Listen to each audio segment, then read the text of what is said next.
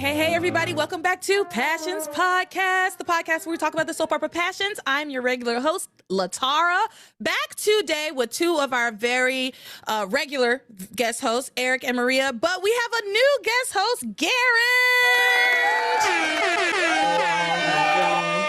Welcome, everybody, especially to you, Garentch. We're so happy to have you. Garentch is a patron on the Patreon, as is Maria and Eric. So if you want to be on the show, that's the way to do it. But Garentch has been a longtime friend of the show. So Garentch, welcome.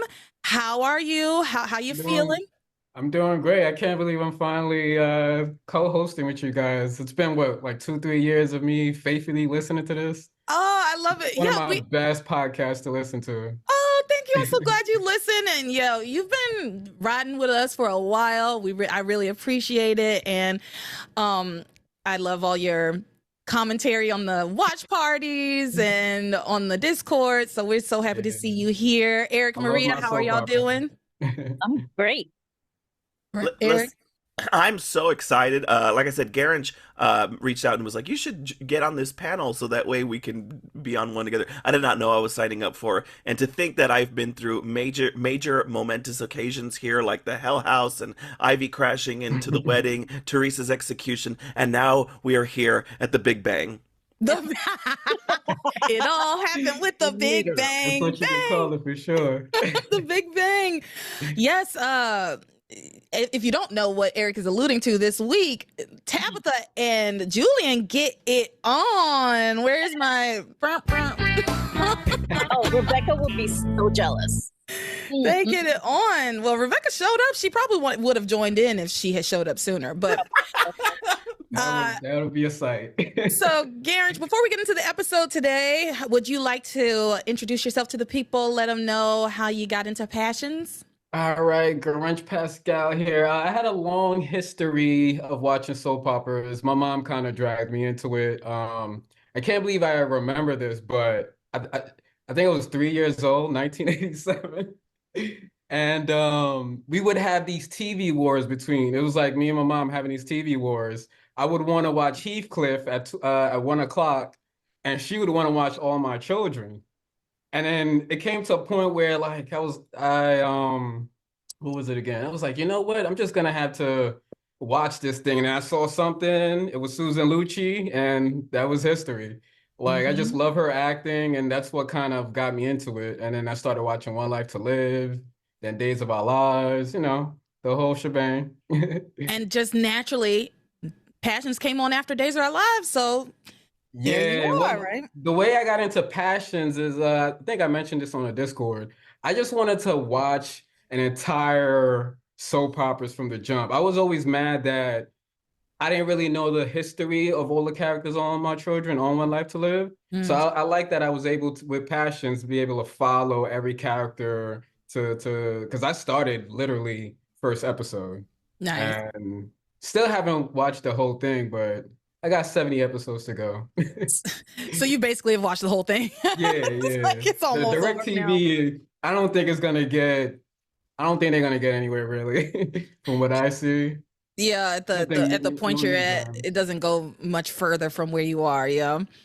Well, we're happy to have you here, and I feel like a lot of people started watching soap operas in general that same way. It's like that's exactly how I ended up watching Days of Our Lives, was with my mom. Yeah. Right, because she was like, she was watching her stories, and I was too, So, thank you for sharing. And now, on with the show.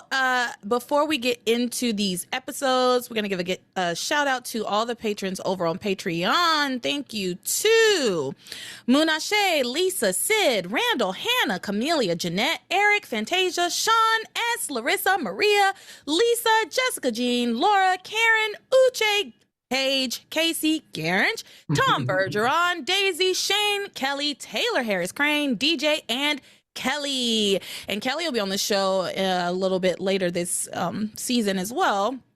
And so very excited. We just met her recently on the on the game night. We had game night, and that was a lot of fun. So if you want to be on the show, if you want to be, you know, not everybody gets to be on the show. I want to be clear.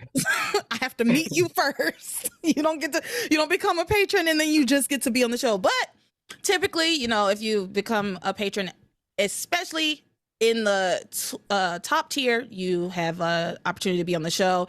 And also people who have like been on the Patreon for a very long time have the opportunity to be on the show. So speaking of which, I gotta move up my contributions. You do what you gotta do, but you know, you've been on here for a while, as you know, we like you, and so that's how you do it. So with that, everybody, we're moving on with the show. We're talking about episodes 801 through 805. We're in the 800s. My God, I'm never gonna be done with this. It's crazy because 800 is a lot, but also there's like another 1,400 episodes left. It's only 2002, and this goes out to 2008. It goes on for so long, and every time I'm like, wow, I've made it so far, and then I look and see how much more I have to do, and I'm like, wow, I have to go so far. We're looking at a 10-year thing here. Oh my gosh, this is a labor of love. Not let you stop either. I've been feeling that lately. That's why I joined. They won't let me quit. Yeah, if more people stopped being on the Patreon, I'd be like, I guess nobody likes this anymore. So I'll go back to watching Passions alone. All right. Yeah. No, it's good. I'm having a good time, and I really enjoy, you know, the community that we've built together. All of us together is really a lovely thing, and we have a good time. So, enough about us. And we do have our watch happy parties family coming up, in case you want to mention it. We do have 2 watch parties. Thank you, Maria. Maria, on top of it today, y'all. Right Maria on top of that, Maria. Right on top of that, Latara. Maria's been on top of me about reminding about different things. So thank you, Maria. Yes, 2 watch parties coming up this month, the 17th and the 24th, 7 p.m. All you have to do is join the Patreon at any tier to get the link. And we have a lot of fun. We really have a lot of fun, and we stay on for hours. So like, even if you can't make it at 7, if you can hop on at 8, you hop on at 9, we're usually still on. Yeah. So all right, now, oh my God, a gnat. Okay. Go away. That's what Rebecca and Ivy call Theresa, and they do the same my gosh. either. But they are gonna have to snipe. Yeah, the gutter snipe. I love that. Okay. Little Mama? Wait, what did you say? Lil Mama? No, she calls her Taco Mama. Oh, yeah. Taco Mama. I thought you said Lil Mama. Lil I was Mama. like, my lip gloss is popping. My lip gloss is cool. What you know about me? What you know? What you know about me? What you know? Okay. Y'all, stop it. We got to move on. It's 1:30. We started at 1. Okay. Faded couples. We are starting with Chad and Whitney this week, y'all. There was, oh God. Oh, I wanted to turn it off, honestly, at this point. But whatever. Let's talk about it. Eve is stunned and confused to find out that Chad and Simone are dating. She's like, wait a minute, Chad and Simone are dating? And she specifically looks at Chad and says, but didn't you ask for permission to date Whitney? Isn't that what she asked us? She looks at TC and she says, you were there. Isn't that what he asked us to date Whitney? And this was the perfect opportunity to just blow this all up. It really was. Yep. But then Simone like stands in front of Whitney and she accuses her of running around with Chad behind her back, sneaking around with Chad behind her back. And TC kind of diffuses the situation because Whitney doesn't say anything. She's like, no. And Chad shakes his head yes when Eve says to him, isn't that what you asked me? He's like, yeah. He's like, yeah. But everybody in the room just ignores that. At him. Say that again.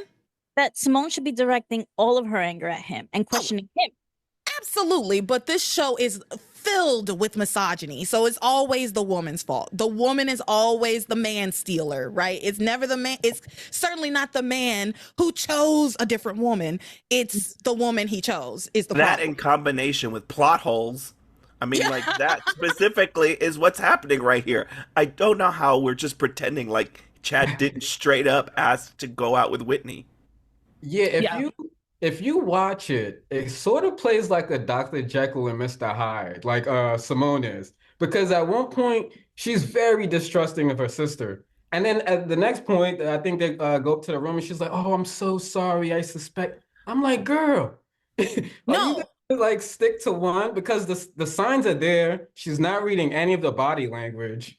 Like she's like DJ said, buy a vowel, Simone. Get a yeah, clue and buy very, a very vowel. delulu. She's believing what she wants to believe. Yeah. Yes, and to your point, Garentch, yes, it is very Dr. Jekyll and Mr. Hyde with Simone, and she does run very hot and cold, specifically with Whitney. Hmm.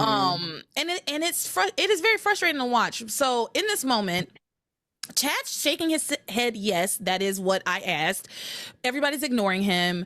TC like steps in to kind of diffuse the situation, and he assures Simone that Whitney would never. He says Whitney would never do such a thing, and Eve says it again. She doubles down. She's like, "Wait, I'm pretty sure You were that there. Chad asked to be with Whitney. She wants some clarity from Chad specifically." He shakes his head again, but TC says, "No, honey, you misunderstood. The doctor?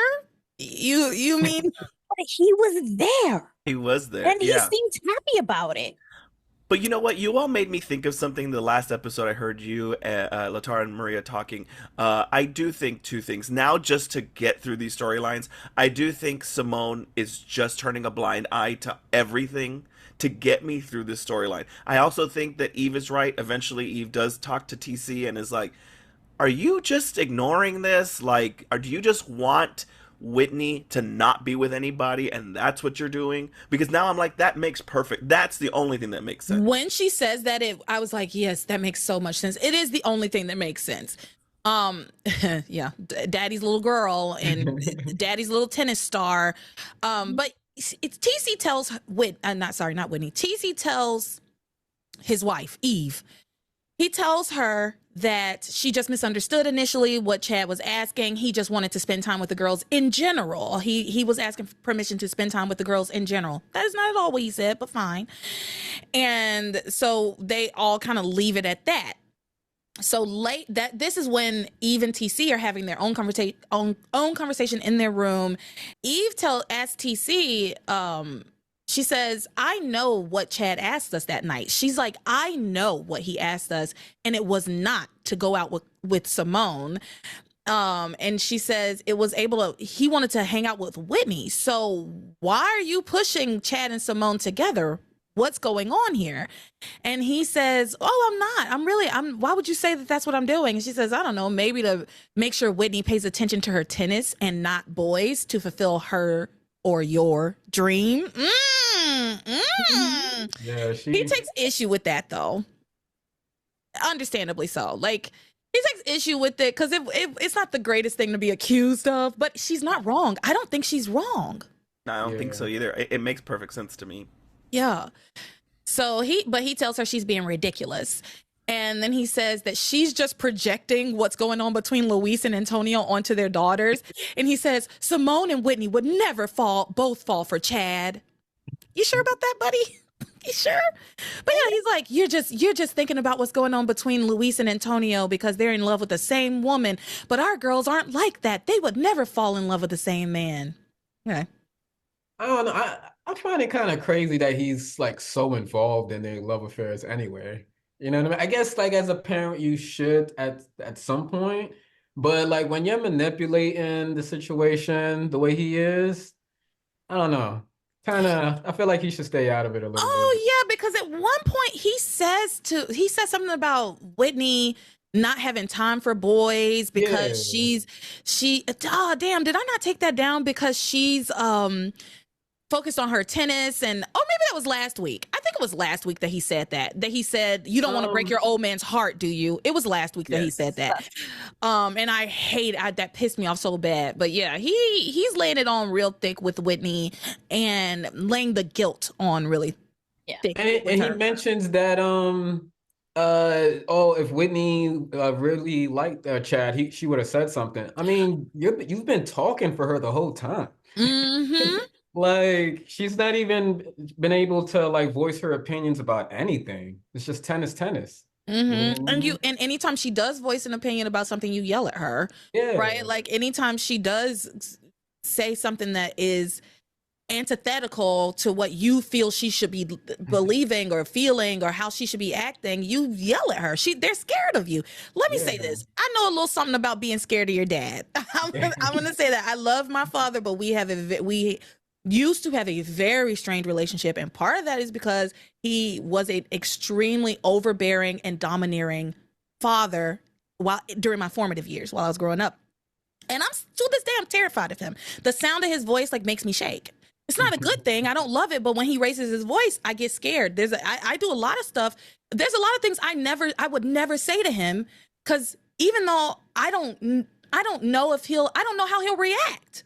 Yeah. Versus my relationship with my mom, where I can say anything to her, and I know that she's not going to overreact. She's not going to yell at me, but like that runs really deep. So for him to say, "Oh, Whitney would stand up for herself if it was all that," no, she wouldn't. Especially the way you've laid on the guilt for her, and especially how she knows what your temper is like. Yeah. I just yeah, I actually And yeah. What were we gonna say, I Garen? them promote transparency. Yeah, they this Also, is upsetting. Of the Russell family, Whitney is the quietest to me in terms of their family unit. I don't know where 100%. he's coming up with this like Whitney will stand up for herself. No, because constantly Eve is having to translate for Whitney. Simone is going to talk over her, and so is TC. So I mean I cannot show you how many memories in my head that I have of Whitney that just open mouth like waiting to say something or like wanting to say something and it never happening. So for Yeah. him to like recast her as somebody who was gonna Who's stand up so for herself, assertive. yeah, Yeah. I think no, TC is just projecting himself yeah, into her because that's who he wants her to be, is like a mini me. And that's hmm how he is, like with the tennis. So he's going to assume that Whitney is just like him. Yeah. I agree. All right. Well, meanwhile, in Whitney's room, Simone comes and does she's now Dr. Jekyll, not Mr. Hyde. And she apologizes to Whitney. She does that thing where she's like, "Oh, Whitney, I'm so sorry. I was thinking the worst of you. I know you would never do anything like that to me. You would never steal Chad from me." And then they hear a noise outside of Whitney's bedroom window, and Simone walks over to the window. Whitney tries to stop her because she knows exactly what the noise is, right? She knows that it's Chad outside her window. But Simone, she goes over to the window, immediately sees Chad. She's like, "Chad's hanging out outside your window. What's he doing outside your window?" He comes in the room, and immediately Simone just chalks it up to he was trying to find her room, not Whitney's, and he got mixed up. It's like, how long has he been living in this house? he's been living there forever. Yeah, Exactly. Also, You think he really mixed up your rooms? What'd you say, Maria? I was going to say, stop sneaking into rooms. Why are you climbing up this house constantly? Quit it. Yeah. Because Whitney has a cell phone. He could call her. Like, he could call her and they could make plans to meet somewhere else. He could say, "Hey, can you meet me at Lighthouse Park? Hey, can we talk tonight? Can we, meet me by the murder shed?" Right? Like, PC is just starting to like you. He's not going to appreciate you climbing up his house to Yeah. sneak into his daughter's rooms. at all. I mean, we've seen what happened before. He's done this, and TC has caught him in Whitney's room before. That's another thing. We've caught him in Whitney's room so many times at this point. It's just ridiculous to think that TC truly believes that Chad and Simone are together and that Simone is the person that Chad wants to be with. It's ridiculous. and that he's okay with it. I just again, I know that they're talking about her turning 18 already, but like it just to me, like how do you not see this matchup between Chad and Whitney versus Chad and Simone? It's just really weird. Yeah, and I don't want to make Simone out to. I have a hard time with Simone because I don't want to make Simone out to be a villain. I really don't. But they write her in such a way that it could be very easy for us to look at her and say, one, girl, get a clue, get a grip. And two, do you really believe that Chad is in love with you, or are you playing this game with Whitney to keep her away from Chad, right? That you know that Chad and Whitney are into each other, but the only way to keep them apart is to guilt Whitney beyond belief. It sucks that those are the only two options. Yeah, it hasn't been explicitly said, but the way she plays it, it feels like that sometimes, where it's like, girl, you can't be this delusional. Right? And soap operas, sometimes they are. Yeah, that's the That's truth. how you rate it. So that's all I have for Chad and Whitney and this whole nonsense that's going on with them. Do y'all have anything to add to their little storyline? Did you notice like the hug? Like he didn't even like reciprocate that hug. No. Like that was telling in itself. Like he's just looking at Whitney. He's like, like you should know that he doesn't like, if you're not getting an affirmative yes, like you should not be with this person. Yes. Like, I'm sorry. 100%. And Like I didn't see the hug. I think she's waiting for him to say it. Yeah, it's just her like talking about their love, their supposed love, but he's never said anything. Yeah. And until he says the words, Simone, you're not my girlfriend. Simone, I'm not in love with you. Simone, I'm in love with Whitney. She is happy to just keep living the delusion. She's happy to just keep living the lie. And she will Chad's consent doesn't mean anything to her. Mm-hmm. Right? Like he has never once said yes to her about anything, right? About any of this. And so she just believes that he is into her, but he has given her no real indication. My only issue with Chad is he should have said something by now. Yeah. And he had a perfect opportunity he and Whitney both had the perfect opportunity to just go ahead and have it out in the kitchen. They really did. It would have been messy, but it's going to be messy regardless. And it would have been in front of the parents too. Yeah. We got some witnesses, right? Yeah. And to be honest, I will fall right out of love with Whitney if she's putting me in comfortable positions like that all the time. Like that hug, that whole scenario with the hug alone, it's just like, nah, I don't want to be put in this position where I'm like actively lying every day. Yeah, you have to feel bad for Chad because like he did try to leave a while back, remember? I mean, he was like, I'm good. I'm done. Yeah. And Whitney came back. And truthfully, even last week, Whitney was about to break up with him. Theresa had to talk her out. Theresa had to be the voice of reason and talk her out of it. Right? Like, that's crazy. Yeah. So that's all for them. So let's move on. Whitney does go over to the mansion. So we'll talk about what transpires at the mansion. Let's see what's going on over here. Theresa is dreaming. Theresa, but it's just recap. She's just dreaming about what Ethan said to her that night about her lying to him again and that he's not going to be with her. And so it's her own little nightmare, but she wakes up and she immediately is like, I have to figure out a way to get Ethan to come back to me. Right. Then the next morning happens. We're finally out of this night. Yeah. It's a new day. It's finally, can you excited feel when I saw a brand new day? It's finally a new day. Me too. I was so excited to finally see a new day. We have been in this day for so long. Yeah. Like December, right? No, it is. Yeah, it was. I think it was the majority of the summer. It's been a long time. We've been in this day for a long time. So I'm grateful that the day finally turned over. I'm sure these people were grateful to have new costumes. I'm sure those costumes are funky as hell. So that is true. Theresa wakes up the next morning. Whitney comes over and she brings Theresa up to speed on everything that happened at her house. And Theresa again gives her some good advice and tells her that she needs to get a grip and tell Simone the truth. Then we change the subject to Theresa, of course, to the main character. Did you hear Whitney's line about like you're living proof of I should tell the truth? Yes. Yeah. She said it not in a nice way. It's so shady. Yeah. But she's not wrong. Of course, yeah. And it was Theresa's advice, right? Like, yeah, she's like, you're right. You're living proof. I should tell the truth. Like, yeah. But you're funny. Back to the main character. Back to the main character, honey. So Theresa tells her that she's not giving up on Ethan. Of course, Whitney's like, what? After all you've been through, yada, yada, yada, back and forth, the same old, same old.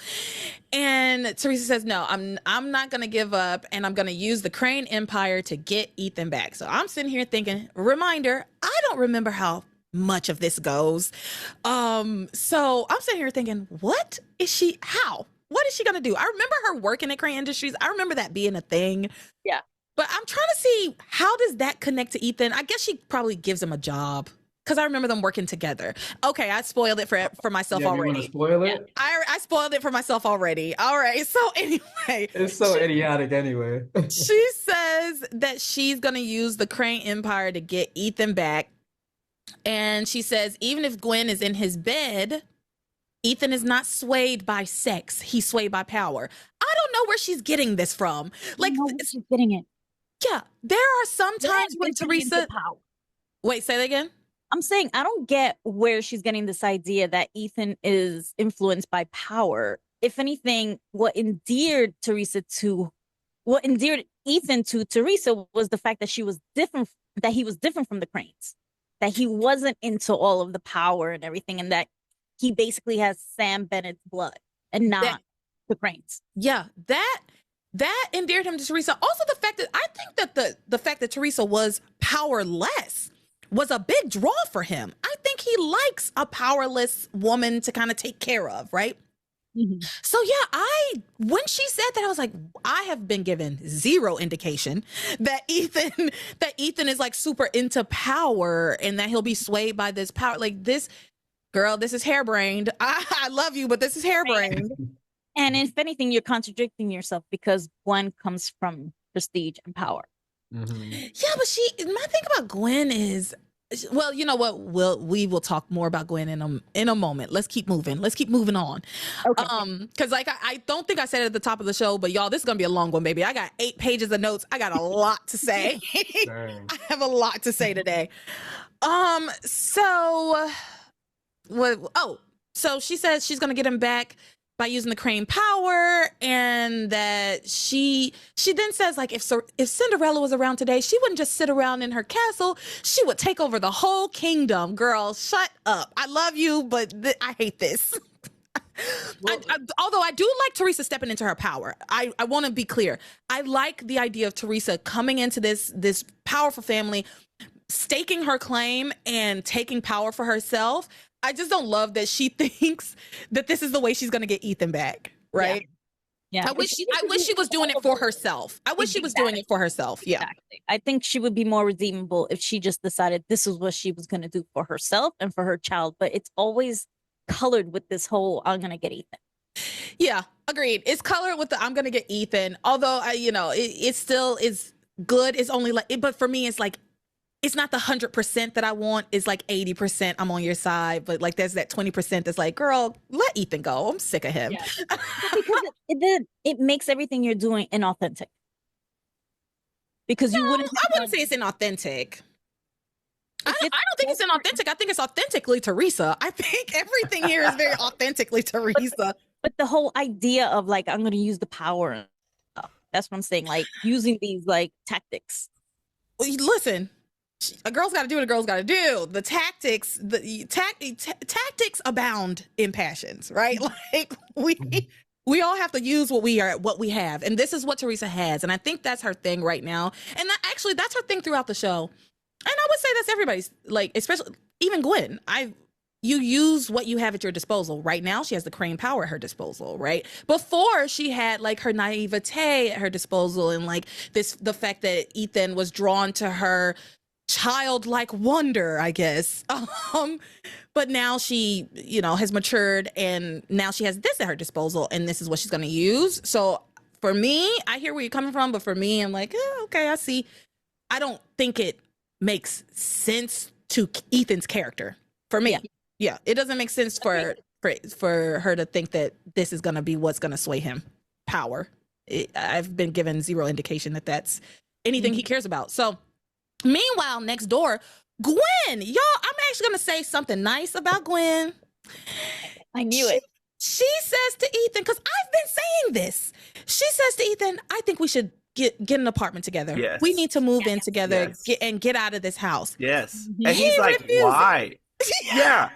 What I was so mad. So first of all, Gwen in that negligee, those legs for days, she looked damn good. So I just wanted to say that out. But then she's like, I've been thinking, and she does it so smart. Like, you know what I've been thinking? We really should find an apartment. And he's like, why would we do that?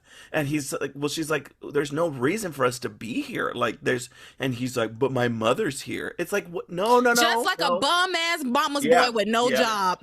Just I got frustrated Even too. Ivy would support that idea. Yes, Ivy would get be like, away from yes, Theresa. get out and get away from Theresa. Ivy doesn't need him there. He's saying he wants to be there for Ivy. Ivy doesn't need him there. He wasn't totally there for fine the on her own. First of all, he wasn't there for the longest time until Theresa came back. He was staying at the B&B or somewhere else. Oh no, he was staying with Theresa, right? And so and then he went to the B&B. I think, I don't know, whatever. There's a lot of mix up, but he wasn't there with Ivy in that house for a good long while after all his paternity stuff came out. So Ivy doesn't need you. Ivy can handle herself. And he's like, I need to be here for my mother's case. Your mother has already lost her case. And I know you're saying you're going to do an appeal or whatever, but it seemed like he later on, he's like, mother, right now, this is what it is. It was like he was on Theresa's side about the case for a moment, like, well, the judge has decided in Theresa's favor. But in this moment with Gwen, he's like, well, I have to be here for my mother because I'm working on this case. Gwen didn't say she wanted to move to Latvia. She said, let's get an apartment. And so I'm 100% with Gwen on this. Y'all need to get a place together and move out. If you really are over Theresa, if you really don't want to be around her, the way he was talking to her last week, he was talking very reckless about Theresa last week. If that's how you feel, go, leave. And I said that last week.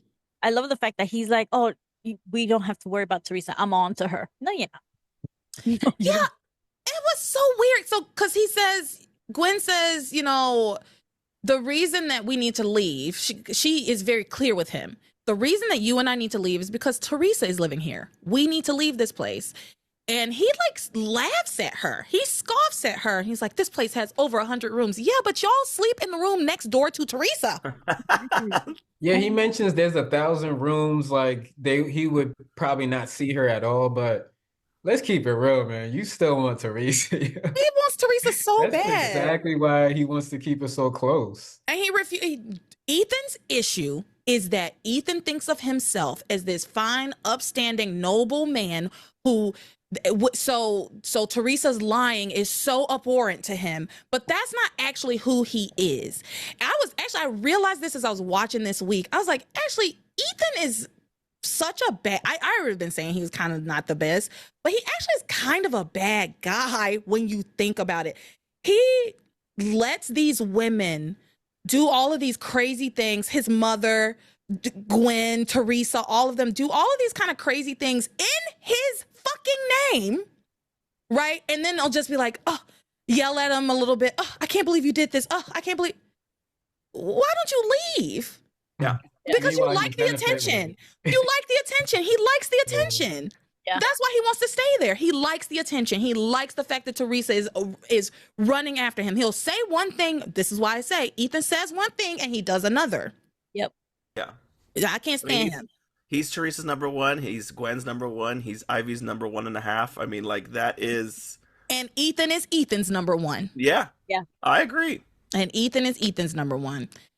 So anyway, she says that, we need to get out of here because Theresa's here. And he says, well, I'm no fool. Yes, you are. I'm no fool. And I'm on to her and I won't fall for her tricks this time. You already have. Yeah, he brings up what he said last time about like how he got into it with her about the manipulation of little Ethan and all that stuff. But you were doing it. You were doing it. Yeah. So now let's talk about. So we're going to talk about it more in Magic, but Julian and Tabitha have a little night together. And after that, a rendezvous. Julian goes home. And Rebecca tells him that it's time for him to decide who's the real Julian Crane. Julian doesn't get to decide that. The court's already did, right? Like he can divorce Theresa, but yeah. I like how performative it was, though. He was having a game show moment where he's like, "Wife number one was a bitch. Wife number two is my Becky Wecky." And then he gets to Theresa, and he is. And what's funny is Theresa totally has this game face on, Mm-hmm. and I loved it. She was Me just too. kind of like doe-eyed, but like seductive, but like she looked really cool. I really liked like this, like totally Alluring. She had like an yes. allure about her. And she was just listening to him, like, "Sure, my man, say what you want." It was great. Yeah.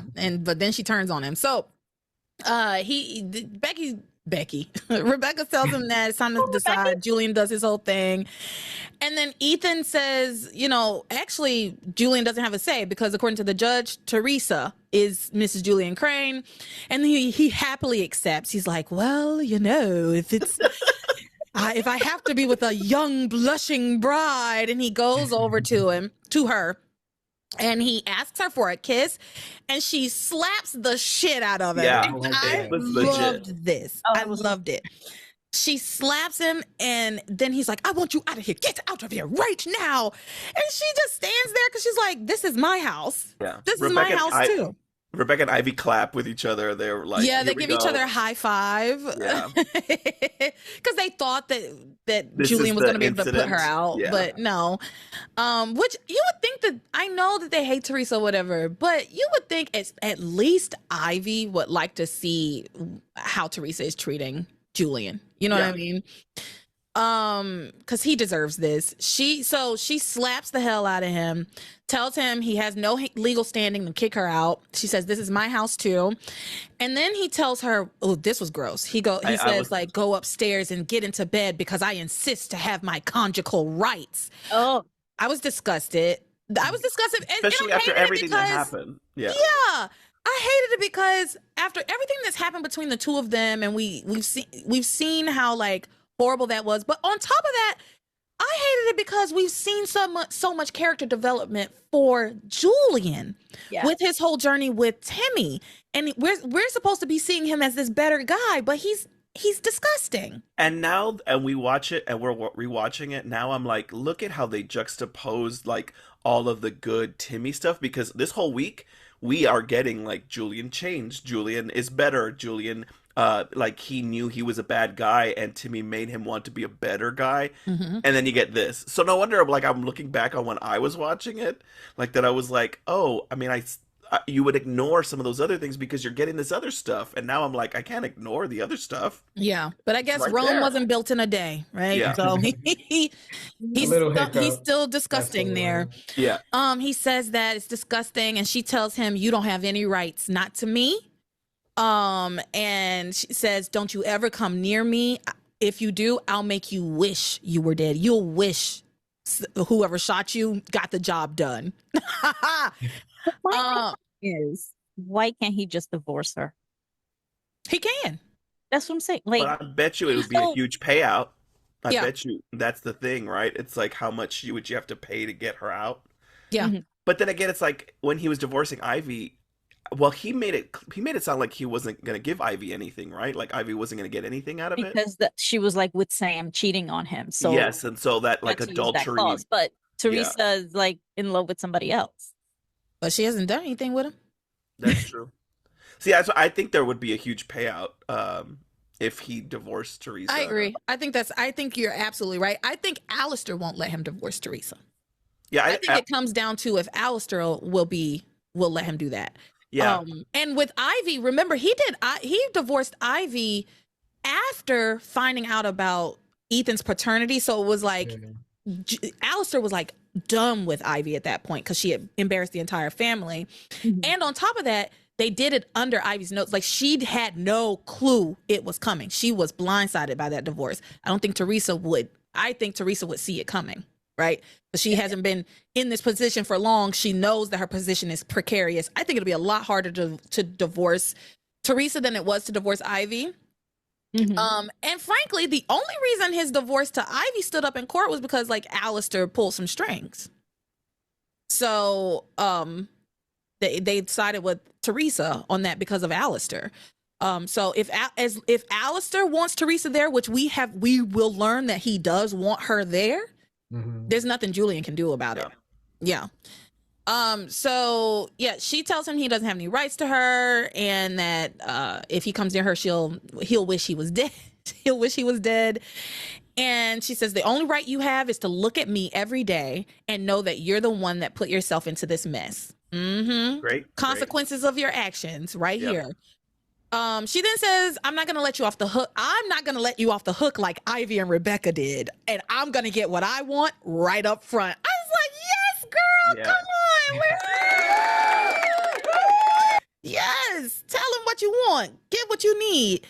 And then she insists on getting a job at Crane Industries. And she says, and I don't want no stupid ass, little ass secretary position. No, I want a major position with decision-making power. She's demanding a high-level position. And she tells him, and you're going to do it, or I'll see that you are booted out of the company. And then she looks at him and says, try me. I loved it. Oh, I loved all of this, especially to which Rebecca responds, oh, why would anyone want a job? Yeah.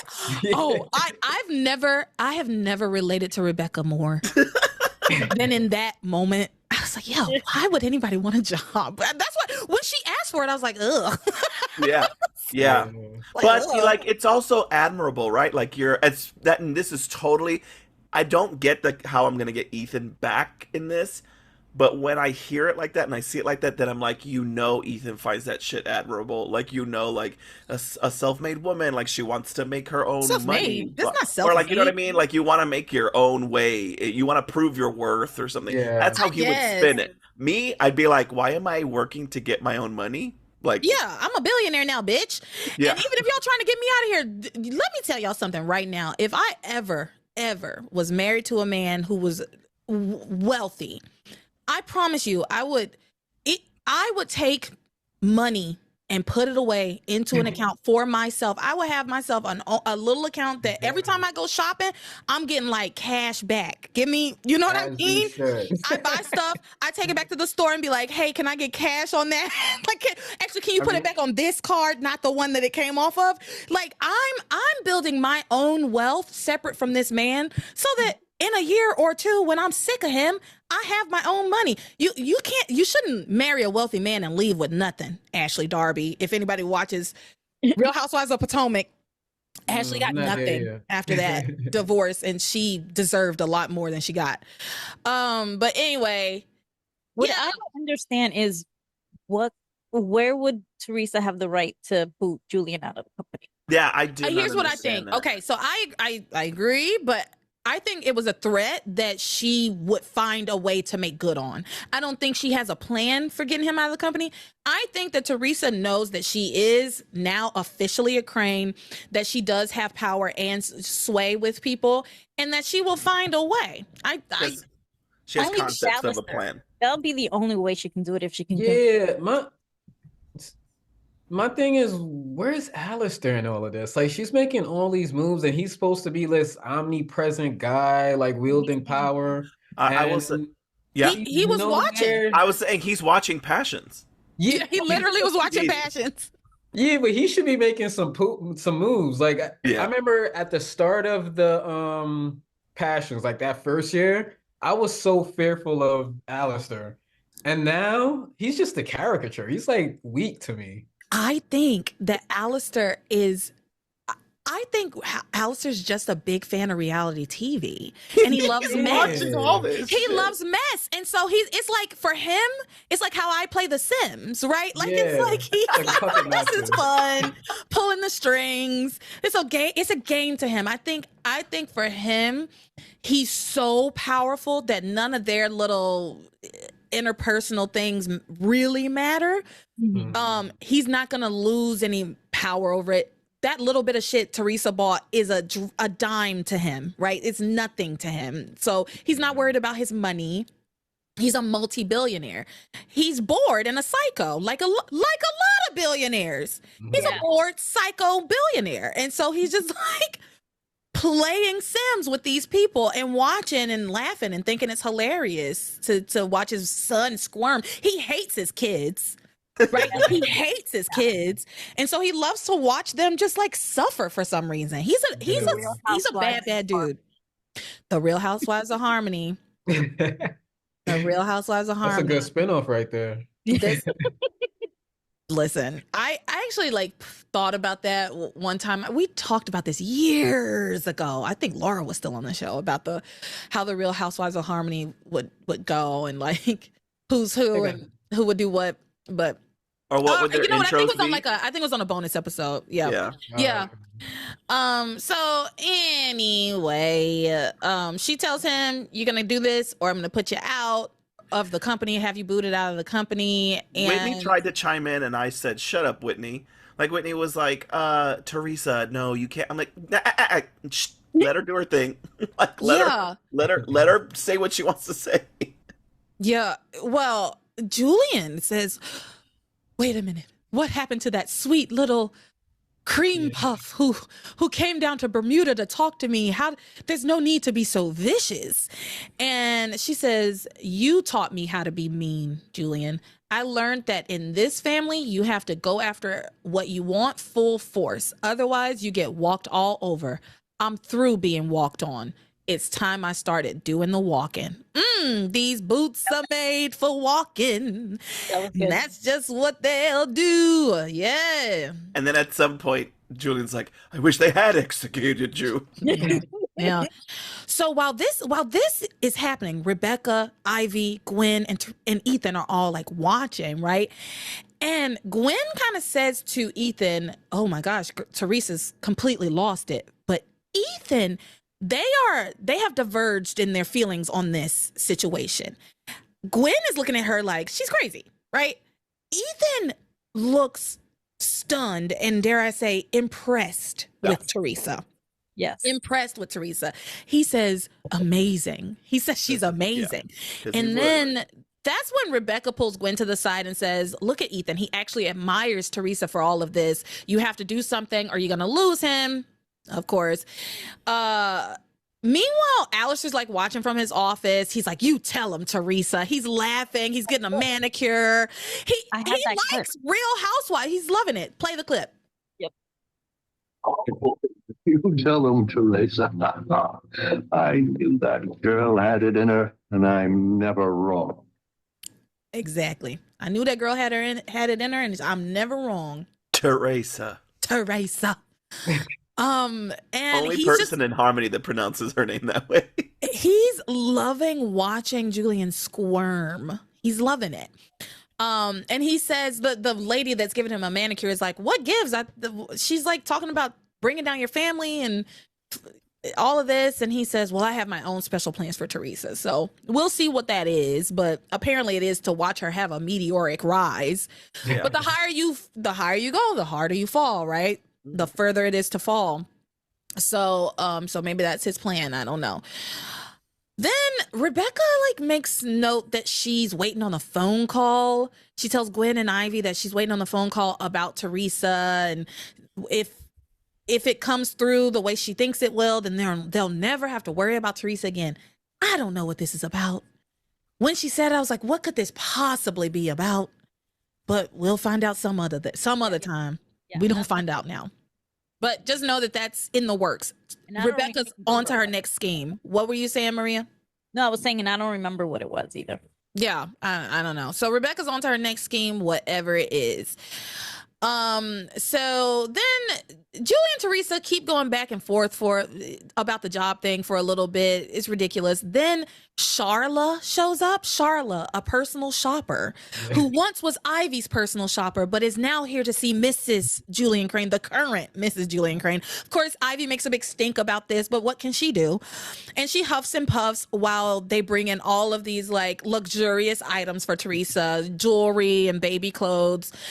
And she's shopping. She eventually says she wants it all. She takes it all. Julian sees the amount for how much it's going to cost. He passes out. Julian faints. We get Sam a montage. Shown up at this point, and he pours water on him to wake him up. What were we going to say, Eric? I was going to say, we just got a montage to Diamonds Are a Girl's Best Friend. Yeah, diamonds are a girl's best friend. I don't know the words. I A don't know the words kiss to on that. the hand may be quite continental, but diamonds are a girl's best friend. Most people remember it from Moulin Rouge because Nicole Kidman sings a little bit. I remember it from Gentlemen Prefer Blonde. And Gentlemen Oh, Prefer that's Blondes is a where it comes musical? from. Yeah. Yeah. To I was gonna say, Carol Channing originated the role. But on yeah, Broadway. they do that in Diamonds are a girl's best friend. raspberries. I was say strawberries. Raspberries. Okay. Back to this. Very niche reference. She buys all this shit. Julian passes out. It's funny. Sam pours some water on him. He says he's there to question him about Theresa's damn near murder, basically, you know. And so they go off to the office, and Sam tells him that he's considering bringing attempted murder charges against him for setting up Theresa.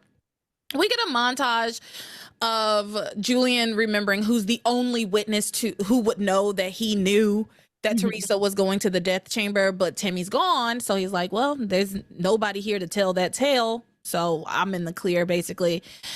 So he really has nothing to worry about. He does make it very clear that he hates the fact that Timmy's not there. 100%. Like, I don't relish. Yeah. He's like, I'm grateful that no one can tell on me, but I don't relish the fact that Timmy's gone, and that's the only person who knew that I knew. Yeah. I like So those scenes. yeah, especially when he and we will talk more about it, when he goes to Tabitha's house, which he did before he was here today, where we are now. We'll go and talk about that. And there's a lot of like them talking about Timmy and having drinks in his honor. And I really thought it was a really nice kind of tribute. They did several Timmy montages this week, like 3, I think. So, and they were all beautiful. One made me sob. And we will get to it. Okay, so meanwhile, Rebecca gets the phone call she's been waiting on. It makes her happy, so I guess it's good news for her, bad news for Theresa. She makes some veiled cryptic threats at Theresa, and Teresa's like, whatever, bitch. It's like, you're just a bitter bitty who lost. Get over it, right? Gwen pulls Ethan to the side and tells him that Teresa's putting on a show for his benefit, that all of this, you know, the home shopper and the wanting to get a job is all for his benefit. And he says, I don't see it. It's like he sees what he wants to see at this point. Yeah, he's like, I don't see it. He rationalizes it. He says, I think she's just trying to get what she is owed. And honestly, I agree with her. And I think it's a great thing that she's trying to go to work. And I think she's, you know, I think this is all wonderful. She's not even he says she's not even thinking about me. Look, she's not even worried about me. So he's on that train. Again, I don't think Ethan actually believes this. Right? This girl was up your ass last night. You think she got over it that quickly? No. And all she ever says to you is how much she fucking loves you. You think she's not thinking about you in every decision that she makes? Yeah, and just to go back earlier in the day, they Gwen and Ethan do bump into Theresa and Whitney, and Teresa's just like, hi, and walks away. And he's like, you see? We're fine. Everything's good. God. She doesn't love me anymore. It's like, no, you're ridiculous. Ethan's a moron. Gwen is way too smart for him. Yeah, Teresa's game is so good. What do the kids call that now? Riz? She got the Riz. She's risen the hell out of Ethan because like all 5 episodes is just Ethan talking to Gwen, praising, like just making all these sorts of concessions for Theresa. Yeah. And I can't believe Gwen doesn't see that. Like I would just not Gwen sees it. It's Ethan that doesn't see it. Yeah, but no, I mean, I think he's saying that Gwen's not really seeing that how much Ethan is bending for her already. Yeah. Like, why are you still with him? Like he doesn't like you. Yeah, Gwen's 100% on to Theresa, but Ethan's not, and Gwen doesn't see. I think Ethan is too, and is pretending not to be. Yeah. It's pretending not to be. Whatever. Whatever. So Ethan and Theresa, the baby, Phyllis brings the baby down. Ethan and Theresa fall right back into playing mommy and daddy, right? For a little while. And they sit down, they're cooing over the baby. And then Gwen comes in and asks to speak to Theresa. Now, this little conversation, I took it all down. I took all of it down. It was good. It was so good. Yeah. So, basically, I will say that I did cut a few little things here and there out that I felt weren't that necessary. But Gwen accuses Theresa of using her baby to try to get Ethan back. You're using an innocent child to try to get Ethan back. Yep. And then she says, Theresa, Ethan loves me, okay? We're back together and we're going to stay together. He doesn't want you anymore. This is unsolicited. You didn't need to say this. It's giving desperate. It's giving insecure. But she said it. And so then Theresa says to her, well, Gwen, if you're so sure that Ethan doesn't want me anymore, then why do you care if he spends time with me and little Ethan? Why do you feel threatened by me? And Gwen says, well, I don't. Theresa says, ha, and you accuse me of being a liar, which I thought was funny. And she says, admit it, Gwen, you know Ethan still loves me and I am still in his heart. And then Gwen's lying to herself. She says, Ethan doesn't love you, Theresa. Girl, come on. She has to at least admit that much because otherwise now you're lying to yourself, right? Like, it's okay. If I've said it once, I've said it a million times. It's okay to be in love or have love for two people. It's the choice that you make that is the most important thing. Even if she does know it, she's not going to say it to Theresa. Because that's going to only sort of like make Theresa right. And at this point, she doesn't want Theresa to ever be right about anything. So she's going to always be like, no, he doesn't love you, even though she might know that he does. She'll never speak it to her. But then she has to eat those words every time Ethan shows that he loves Theresa or says out loud that he loves Theresa. She has to eat those fucking words. So to me, it's like, I get you never saying yes and saying, yes, Ethan loves you. I get you not saying that. But to say outright, Ethan doesn't love you, it's a flat out lie. And you know it. I know it. The whole goddamn town knows it. The line I would have written for her would have been very specifically after Theresa says, Ethan still loves me. I would have been like, Ethan still loves you. That's why he made love to me last night. Like, that's how you circumvent that, which she does say. It's just I wish it would have been able to sew those two thoughts together. If it were me, if I was writing the line, I would have just left that. I would have said, when Theresa says, well, I'm still in his heart, he loves me, I would say to her, that may be true, but he has told you over and over again it's not enough. And he loves me and he trusts me. He doesn't trust you. So I win. That's where I would have been, you know? Yeah. But and I think that would have been a great way. Like, I think they could have tweaked Gwen in such a way that I would have loved her as a character, but and been fully on her side. But these little interactions, I'd be like, ugh, girl, ugh. Yeah. Natalie Zayas Gwen is just very docile. Like, she has no bite. That's true. Yeah. She doesn't have enough bite at all. Yeah. So she says, Ethan doesn't love you, Theresa. Do you remember what he said last night?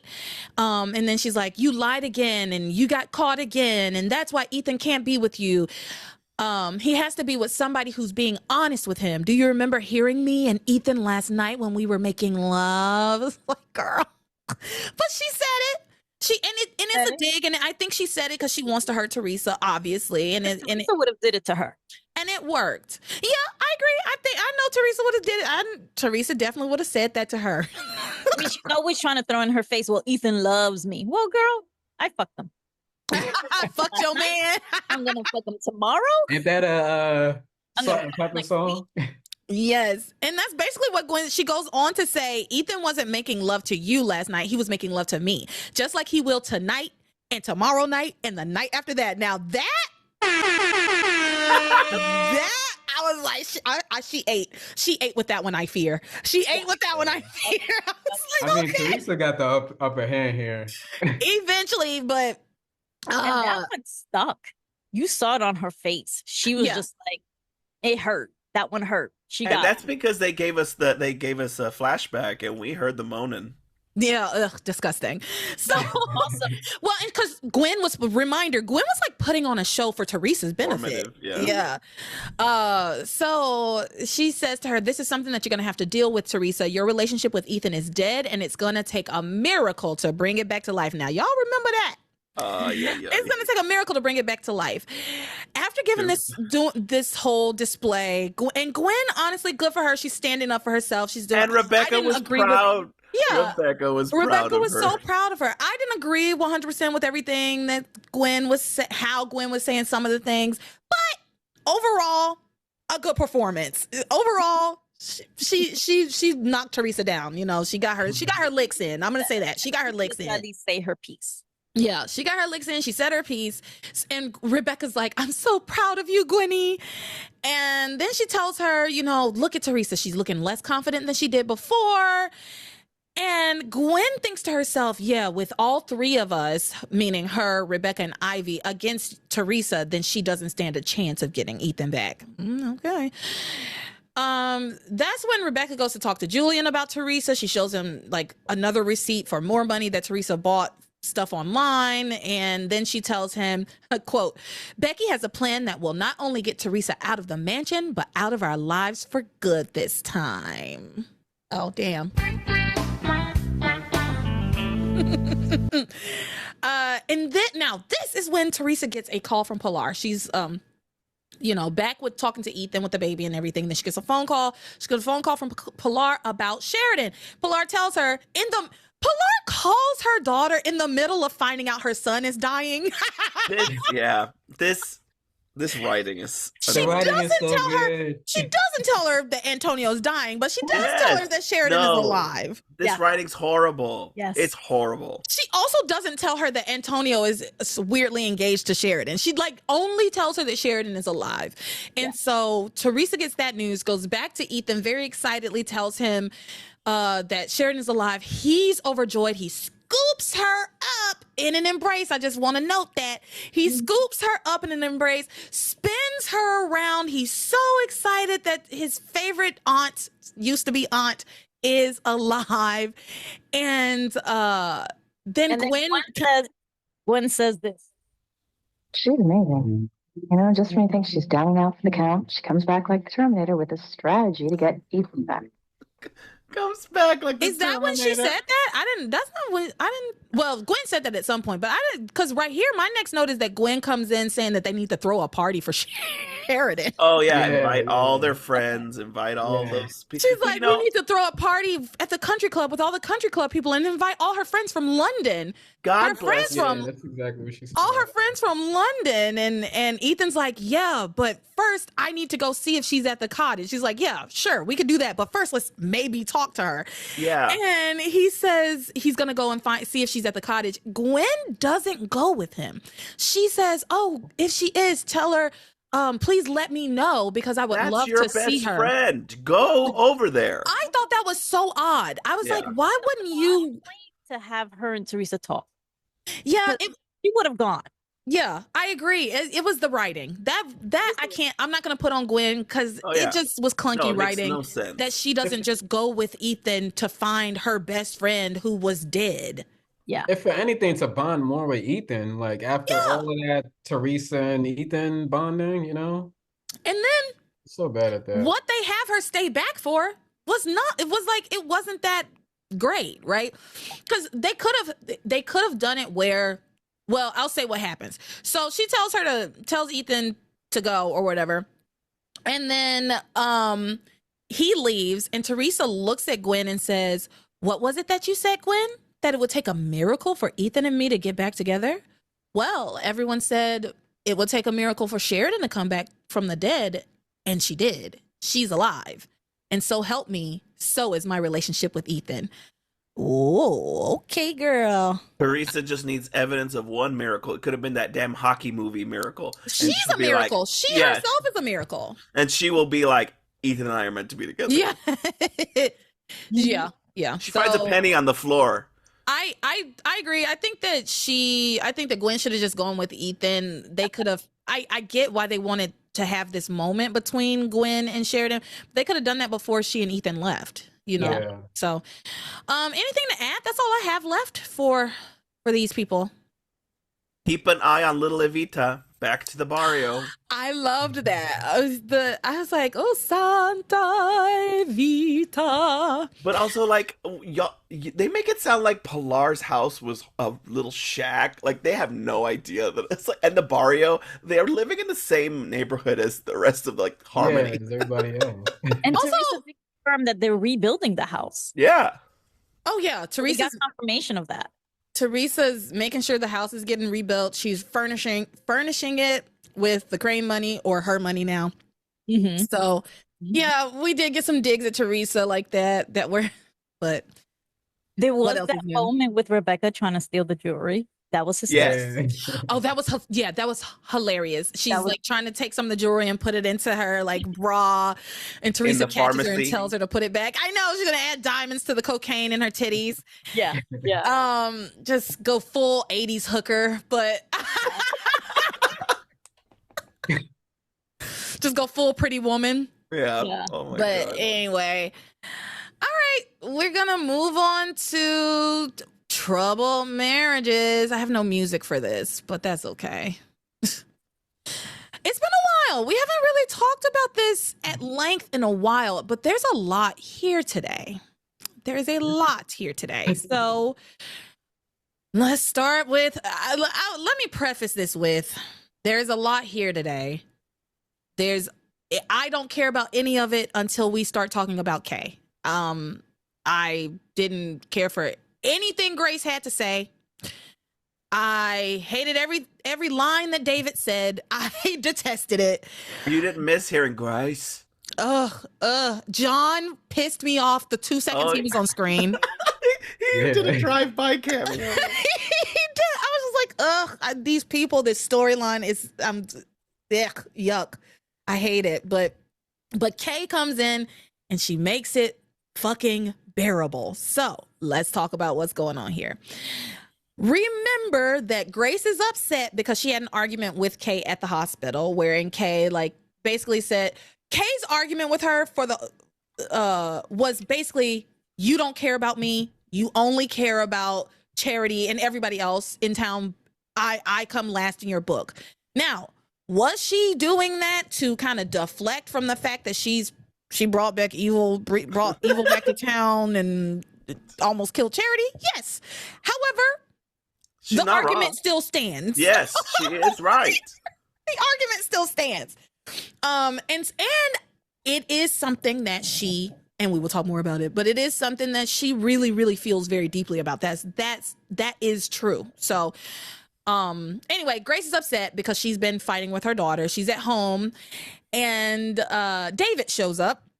Because we learn in these episodes that David has like an Alistair style surveillance set up inside of the Bennett home. He's watching Passions also. He and Alistair are watching their stories together. Yeah. For some reason, I did love that aspect, like him being a voyeur and just like, looking at Not He's a voyeur. voyeur.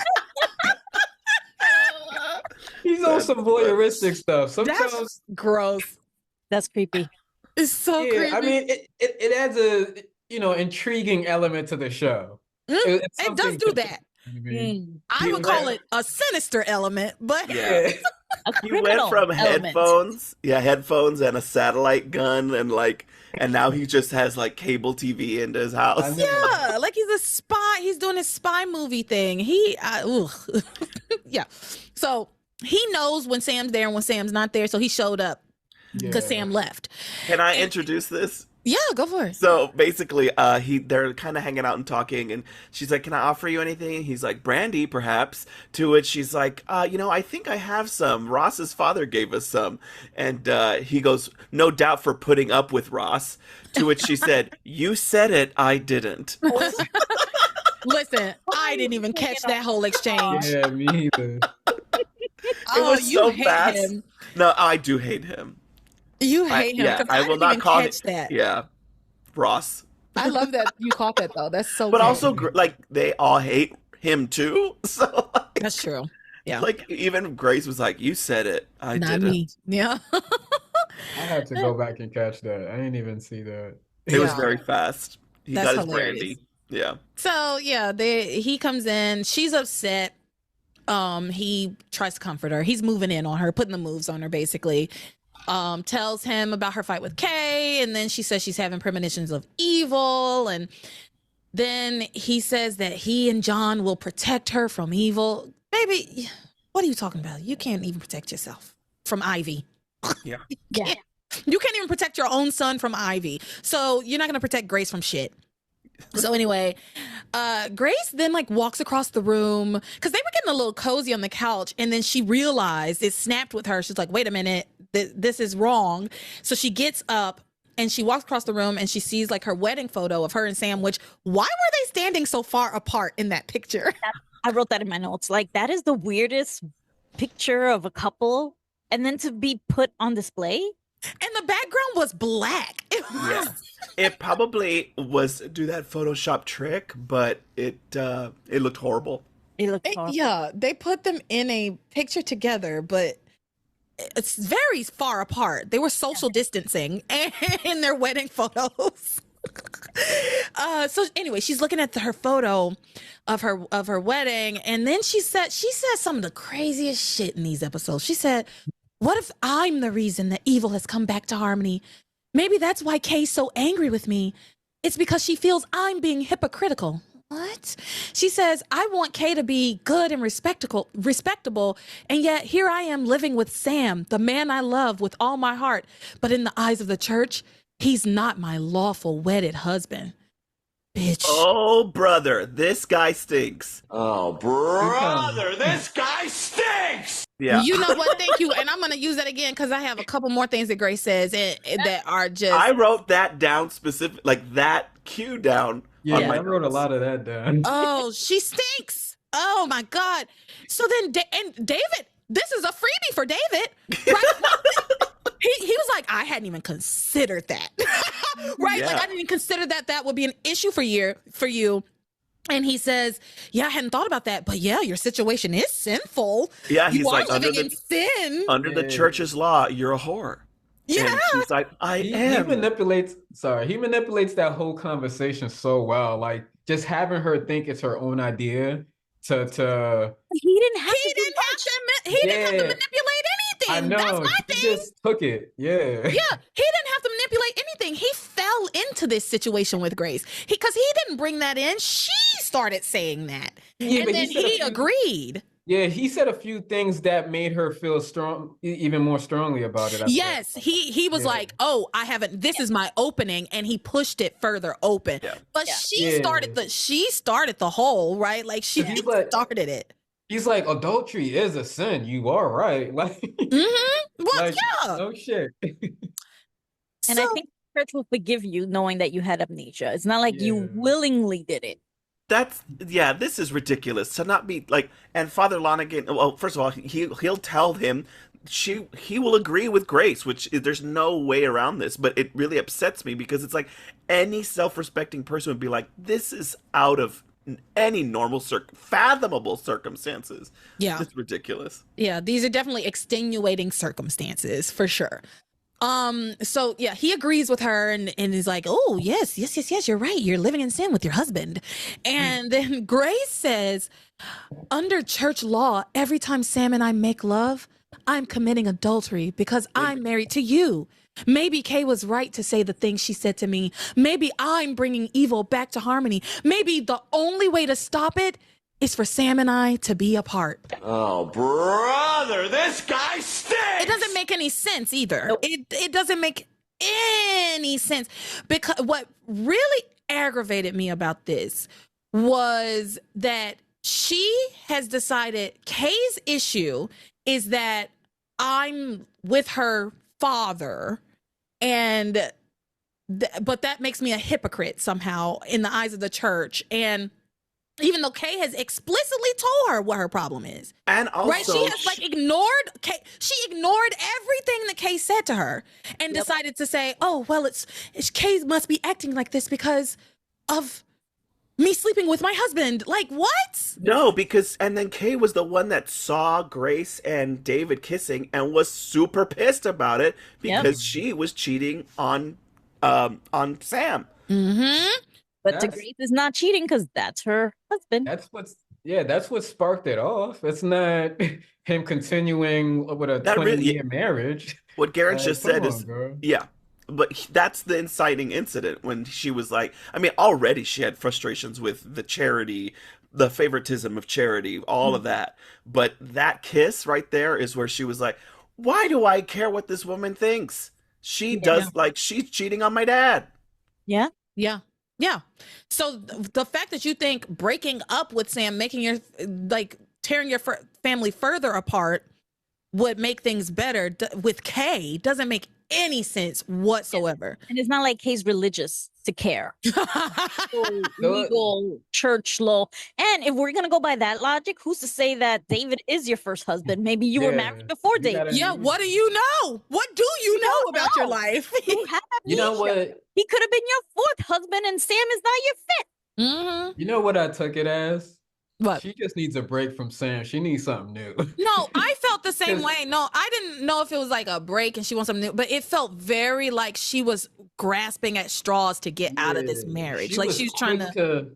She was quick to jump at anything with David, really. Yeah, Like, she's very hesitant to even get the annulment. And you'll see that in a couple of episodes. Like Yeah. Sam will continue, sorry, spoiler alert. Sam will continually like get her to get this annulment, and she's just dragging her feet the whole time. yeah. You know We what I haven't mean? talked, yeah, we haven't talked about this in a while, but I am still under the impression now more than ever that Grace is loving this. Like all that Ivy shit, that backstory has pissed her off so much. She's got her own backstory now, and she gets to revel in it. She gets to just be the center of attention. Yeah. Isn't that like 200 episodes ago? I think this would be better if it was like right at the heels of that whole Yeah, the fact that they waited so long to bring this Yeah. back, it makes some of it kind of fall flat for me because Yeah, I've forgotten some of it. Like I remembered that she kissed David only because Maria brought it up last week. I had kind of forgotten about that whole thing. I had forgotten that Kay had seen that. And I agree. I wish that they had brought this back a little sooner because it has been a very long time. I think Theresa's entire pregnancy. Like it has been I was about to a say, very long time. I would rather watch Timmy in a Dorothy wig than watch this. So I was okay with the break from this. Yeah, well, yeah, that's true. I was okay with the break from this, but we're ramping it up. Yeah. The reason that I didn't like it before is because it was boring. Now Exactly. it's starting to get kind of interesting, Yeah. I think it right? would serve the writers well if they rewatched the episodes before they wrote anything, because Yeah. there's so many good storylines that they could like that when I watch it, that's all I'm thinking about, missed opportunities. Yeah. There's so many missed opportunities There are so on their many. part. Yeah. Yeah. So Like they're good at setting it up, but they fall flat. Don't it stick the falls landing. flat. Yeah, they don't stick. They never stick the landing. They never stick the landing. Okay, so David is all too happy to encourage Grace Right. to separate from Sam. He says maybe you need to separate from him while you figure things out. But what is there to figure out? There's nothing to figure out, but whatever. So then she says that she feels evil, and then she sees Ivy. Oh, that's what it was. She was like, oh, I sense evil. I'm feeling evil. And then she sees Ivy take her place in that ugly wedding photo. And then she starts to freak out. David But tries in to comfort her. that photo, Ivy and Sam actually get together as a proper picture. Yeah, they actually move closer to each other. So they like literally put them separately on purpose. I don't know. Yeah. It's stupid. It was the But yeah, she's freaking out and David is confused. He's like, what? Because he hasn't dealt with Grace's like crazy just Are yet. you sure you want this? Yeah. And he's trying to comfort her and tell her it's not real. He's looking at the picture. He's like, what are you talking about? This is a picture of you and Sam. yeah. And then I wrote oddly, now Grace is saying that she and Sam have a big problem in their marriage. She's like, yeah, me and Sam have a big problem in our marriage. And if we don't figure it out, our family will be torn apart. The Your problem only problem is David. Get a divorce. That was I know they're like when I wrote that I was like, just get a divorce. I was like, oh, it's like the whole Catholic thing. Can't get divorced. She has to get an annulment. But do that. Do whatever it is that you need to do to be with your husband. But the true problem is her. Like she doesn't really take her marriage seriously. You know what I mean? Yeah. Like 20 years. Come on. Also, Ding, ding, ding. Also, Passions is doing the thing where they're making us not remember stuff, and I clearly remember Sam and Grace were in a way better spot already. Yes, that's why I'm like so confused here. When she says that they have a big problem in their marriage, I was like, what problem? Your only problem is David. They were already fixing and that's an easy fix. There were a lot of conversations with Ivy where Grace was like, I'm not worried about you anymore. I'm good. Like, they already did all of this work. She already made her decision. Yeah. She already made her decision. So I don't understand why we're doing this again. Because they figured we were in school, not taping the episode.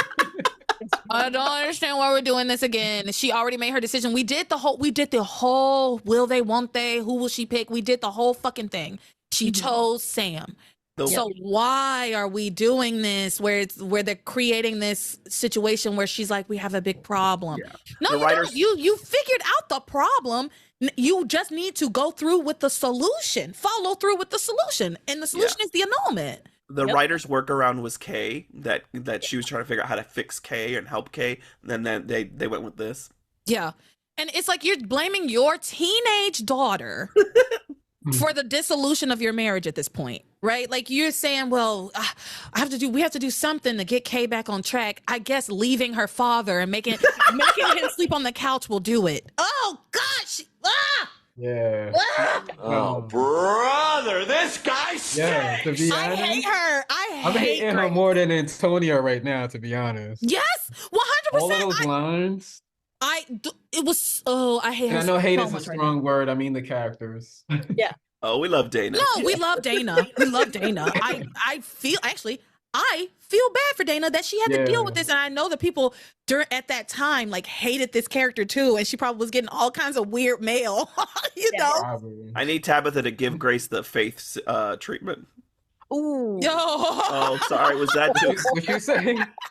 He said he needs to give Tabitha the faith treat. I mean, he needs Tabitha to give Grace the faith treatment. Yeah, for real. Or at least strangle her through a bowl of water. Oh yeah. Oh God. I'm missing for a little bit. Somebody needs to do something. And actually, I was just about to say somebody needs to slap her, but Kay does that. So and I'm on her side.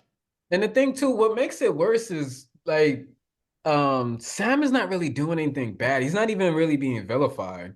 So like Grace is just doing that just to, I wouldn't say out of spite, but just I don't know, just because she's bored. How understanding has Sam Bennett been, considering the fact that this man has come out of nowhere and he's just like, how do I support you? What do we do? I love you. I don't love Ivy. I want to be with, like, that's a lot to ask of anybody. Sam is a good man. And have you seen him without a shirt? Girl. I need to find that clip of Rebecca going, Sam is a hottie. He is that and many other things. He is a good man that he's sticking by this woman through all this bullshit. Because let's keep going. Believe it or not, it gets worse. It gets worse. So, because it's not even next day. You haven't even gotten to next day. Yeah. So this is the night before. So we're going to leave off with David and Grace for right now and talk about where Sam is. Mm-hmm. Sam has gone to the mansion to question Ivy about Theresa's claims that Ivy and Rebecca set her up to die, right? She vehemently denies these claims. She takes offense to them. She puts on a real good show. And then they get into a conversation about their past. It's all recap. It's just letting people know that what their connection actually is, that they have a son together and that she kept him from him for 20-something years. What were we going to say, Eric? I was going to say, and again, they talk about the tape, and Ivy's like, why would I frame our son? Which, again, to me, just moot point. Yeah. And then she's also talking about, they talk about, like you said, it's all recap. They do the same thing about, is John really the son? To which she's like, well, don't you believe Dr. Eve Russell, your BFF? Yeah. So she has all the receipts to be like, I didn't do anything. Yeah, she has her ducks in a row. Yeah. And then that's when Sam just kind of like really is like, well, I don't know. Like he keeps pushing her to finally, she says, get out. Like, yeah. And I loved that. I was like, I liked it. I was like, thank you. If you're not going to believe me, then get the fuck out, because that says you are being truthful. A tape. You just have hearsay of Theresa talking about a tape. Right. Why would it even be a crime? She confessed. So it was the investigating. Yeah. Yeah. She was like you said earlier, she puts on a good show, and I loved the show she put on. She talked about her being poison ivy and like, I'm tired of this. Yeah. Yeah, she puts on a beautiful show. It's all lies, but she, it's all fake and lies, and yeah, she whatever. She tells Sam, she tries to get Sam to feel bad for her. She says, I'm not some evil viper, and she puts on the show that she's so innocent, and then she like you said, she yells at him because, like you said, she has been pushed. Right. Well, and the thing is, Sam really wasn't that pushy with her. I want to be clear. No, Sam wasn't actually even that pushy with her. She did the K thing where she just overreacted, right? Like she just made a big deal so that he would stop asking her about the thing that she is guilty about, right? Which is exactly what Kay was doing, right? Making a big deal about something that about something else actually entirely, because she didn't want to answer the question of what she is actually guilty of, right? So she blows up at him, but she very quickly regrets losing her temper, because she does legitimately lose her temper. She very quickly regrets this and sending him away. And she breaks a glass and deliberately cuts herself, self-harms, deliberately cuts her hand and screams so that he would come back to check on her, which he does, of course. And he's so caring. He's like, oh my gosh, what happened? Are you okay? And he wraps her hand, and she tries to kind of rekindle. She's like, yeah, I'm still that same old girl you fell in love with. And we have a son together. She kind of brings it up again, but in a softer way this time. But he continues to rebuff her advances, because Sam is strong up to a point. He continues to rebuff her advances. But Sam does say, I'm sorry, I misjudged you. I judged you too harshly earlier.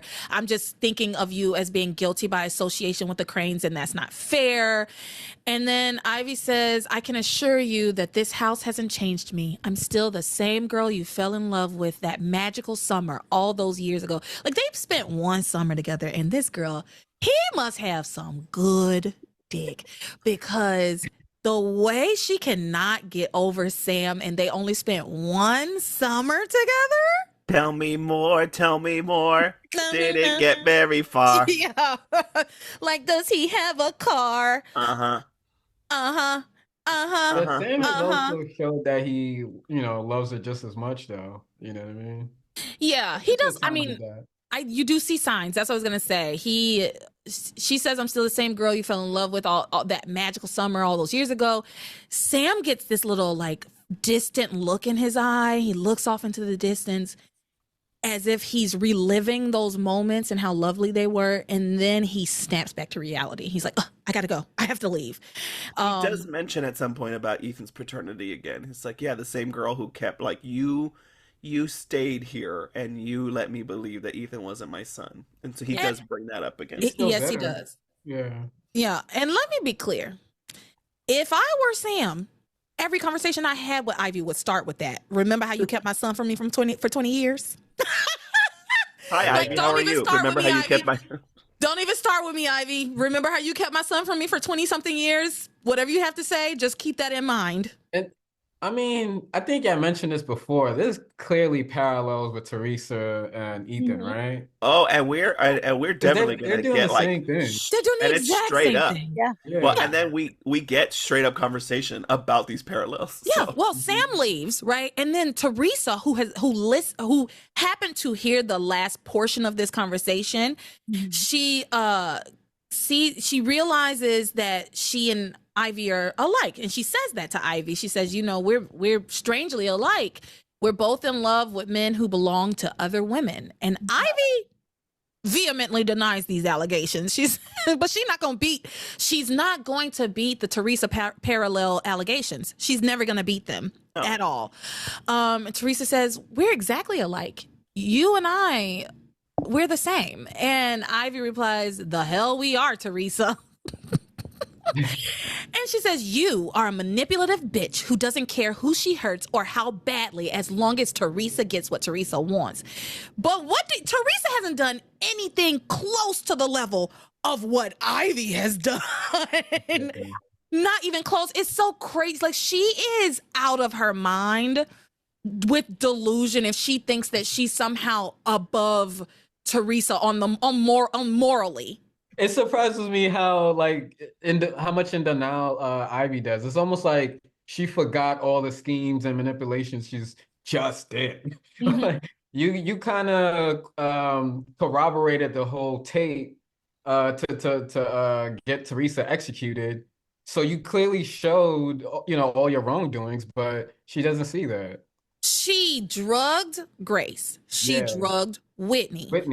She kept Ethan's paternity from him and Sam for most of Ethan's life.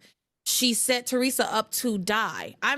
She sent David over to pretend to be Grace's husband to break up Sam's marriage. Then brought in his son against his will to pretend to be Grace's son. She has done heinous things. And that's what I was going to say, was that Theresa puts herself in predicaments to get to Ethan. Ivy puts other people in the line of fire, including the people you mentioned, not to mention Eve as well. There are other people that she has manipulated to get Sam back. Theresa hasn't done any. It's more about Theresa putting herself in these They both have the same motivation. The tactics, yes. Different tactics. Same motivation, different tactics. But exactly right. This is where Theresa takes a little turn that I wasn't expecting.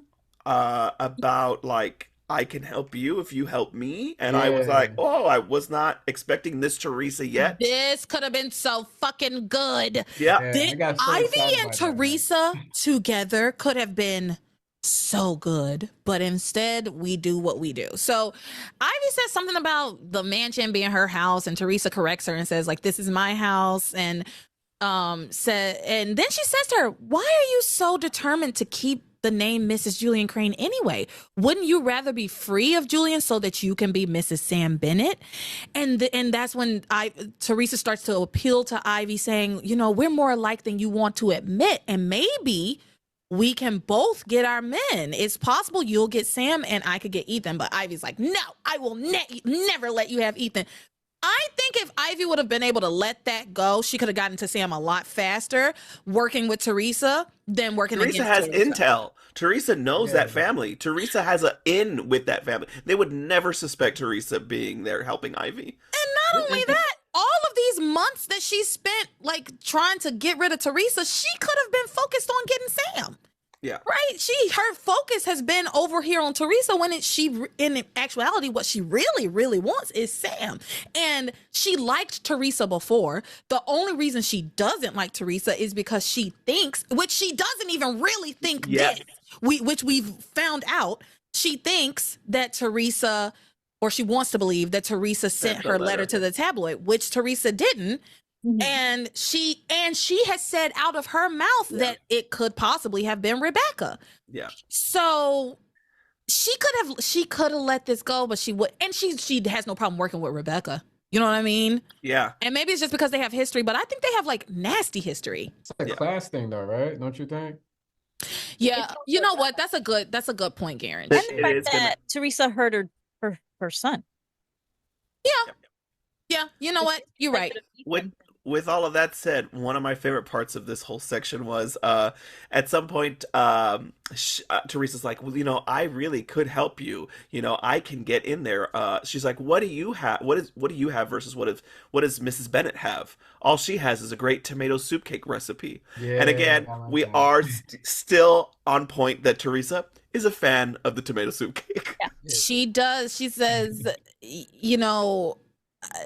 Grace has that tomato soup cake. That's all she has, unless, of course, I become her ally. And so Ivy says, oh, is that some kind of bizarre threat? And Theresa just says, think about it, Ivy. And she That walks was away. fun, I but I loved was it. not expecting it. I know that Teresa's coming into her full power soon. Teresa's a smart girl. Yes. Teresa's But- a smart girl, and she knows that Ivy is smart. And she also knows that if she could get Ivy over to her side, getting to Ethan would be smooth sailing for Yes, her, really. It because really that's would the mom. be. Yeah. Yeah, that's that- his mom. If she could get over the Ivy hump and get past her as an obstacle, I think she knows that she would, if be I able were to her- get to Ethan. If I were her, I would completely stop chasing Ethan and just help Ivy get Sam. Then you could go back and try to bond with Ethan again. You know what I mean? I would agree with you, except that I think Ivy's so used to just getting whatever she Yeah. wants that Ivy is not. If Ivy hadn't agreed beforehand, like, okay, if you help me, then I'll back off with Ethan, then I think Ivy would have done the thing where she tries to have her cake and eat it too, where Theresa helps her get Sam, and then she also keeps Theresa from eating. Yeah, she would do that. Yeah. Mhm. Yeah. So Teresa's smart to say, if you scratch my back, I'll scratch yours. But but she's never gonna be able to ingratiate herself to Ivy because Ivy hates her for no reason. But I like back to what you said that like maybe it's a class thing. I think you're right. Actually, I hadn't considered that, Yeah. but I do think that she works with Rebecca partially because they come from the same socioeconomic background, and Theresa was never going to be good enough for Ethan. after the tabloid the reveal. And now I think it's just in her head. Not to mention the fact that she technically has Julian's son. Why would you want your son with that like that? I'm sure has some stuff to do with it as well. Yeah. So, let's talk about Sam. After Sam leaves the mansion, Sam goes home. And before he leaves the mansion, because him and Julian continue this talk about trying to find out what happened to him. Mhm. When Sam leaves, do you remember what Julian said? Here. Hope you choke on a piece of Grace's god-awful tomato soup cake. Going in on that. The tomato soup cake be catching strays left and right in this show. My God. You said you tried it before, right? I made She one. made I might it. make another one. Probably not. Eggs are expensive. Eggs are too expensive to be wasting on tomato soup cake. You damn right about that. Listen, let me quick aside about eggs. Yesterday my niece went to Aldi. The last 2 times we went to the grocery store, there were no eggs, and she found eggs at the grocery store yesterday at Aldi yesterday. And when she came home with them, we like danced. We were like, oh, we got eggs, we got eggs. Like it's starting to feel very apocalyptic This around. is crazy. This is Why, crazy. Let me not get political. Yeah, no, well, We do sometimes. I don't care. No, Y'all know where I stand. Everybody knows where I stand. I stand with you. I'm just saying that things are not getting better, huh? That's all. No, the eggs certainly did not go down for all of you people who that was That's all I'll say. one weird issue was the price of eggs. Yeah, right. Okay. Anyway, back to the show. So Sam goes home after talking to Ivy and Julian, and David's there with Grace. And he sends David packing. He's like, well, I'm here now, you can go. Because David's like, yeah, I was just here comforting Grace. She was telling me about, and he's like, I don't want to hear it. Bye, I'm here. This is my house. Get the fuck out. Grace then tells David, Sam. Grace then tells Sam, quote, I've made a decision, Sam. You and I have to stop living together as husband and wife. Oh, brother, this guy stinks! She then blames this very stupid decision on her teenage daughter, saying, maybe if Kay sees how much we're willing to sacrifice, the things that we will do to do what's right, then, and to live by the laws of the church, then maybe that'll change her attitude. She says, Kay is lost right now. We have to find a way to get her back on track. And I thought, and this is the way? You think this is the way? To get breaking up your family is the way to get your daughter back on track? Doesn't make any fucking sense. Yeah. How about talking to her? How about talking to her? How about getting Sam to talk to her? Right? Like maybe she doesn't want to talk to you, but have her father talk to her for a little while. Maybe that'll help. Maybe get a mediator. Maybe go to family therapy because she has endured a bunch of trauma over the last couple of years. Your entire family has. Yeah. So maybe y'all need to be going to family therapy. Like if your daughter is acting out, your teenage daughter is acting out, maybe it's not her fault. Yeah. Or right? maybe have a bastard family meeting, Bennett family meeting. But Grace is directly responsible by showing all the favoritism, and Kay even mentions it. She's literally fifth down in priority list. Even behind, you know what I mean? Girl, she's behind Simone and Whitney at this point. Like she's behind Theresa, Miguel, everybody at the bottom of the list. Father Lonigan for sure. Let's see. Maybe she mentioned something about cold cereal. Yeah. So let's get through this portion. We'll get into the K stuff. So, so trust me, y'all. You want to hang in there. We're going to get into the K stuff in just a moment, and it is a lot. It's great. So anyway, she's saying that Kay is on the wrong track. We got to get her back on track by you sleeping on the couch. Somehow that's going to fix it. I hate her. I like Incoming that. Kid alert. Okay. I like that when he was like, and where am I supposed to sleep? I haven't thought about that. I haven't even thought about that. Oh, if you're watching, we can see one of Garentch's kid daughters. Oh, she's so cute. You want to make an appearance? Say hi. Hi, sweetheart. She's so cute. I hope you treat her better than Grace treats Kay. Oh, I definitely do. I don't serve her cereal all day long. Right.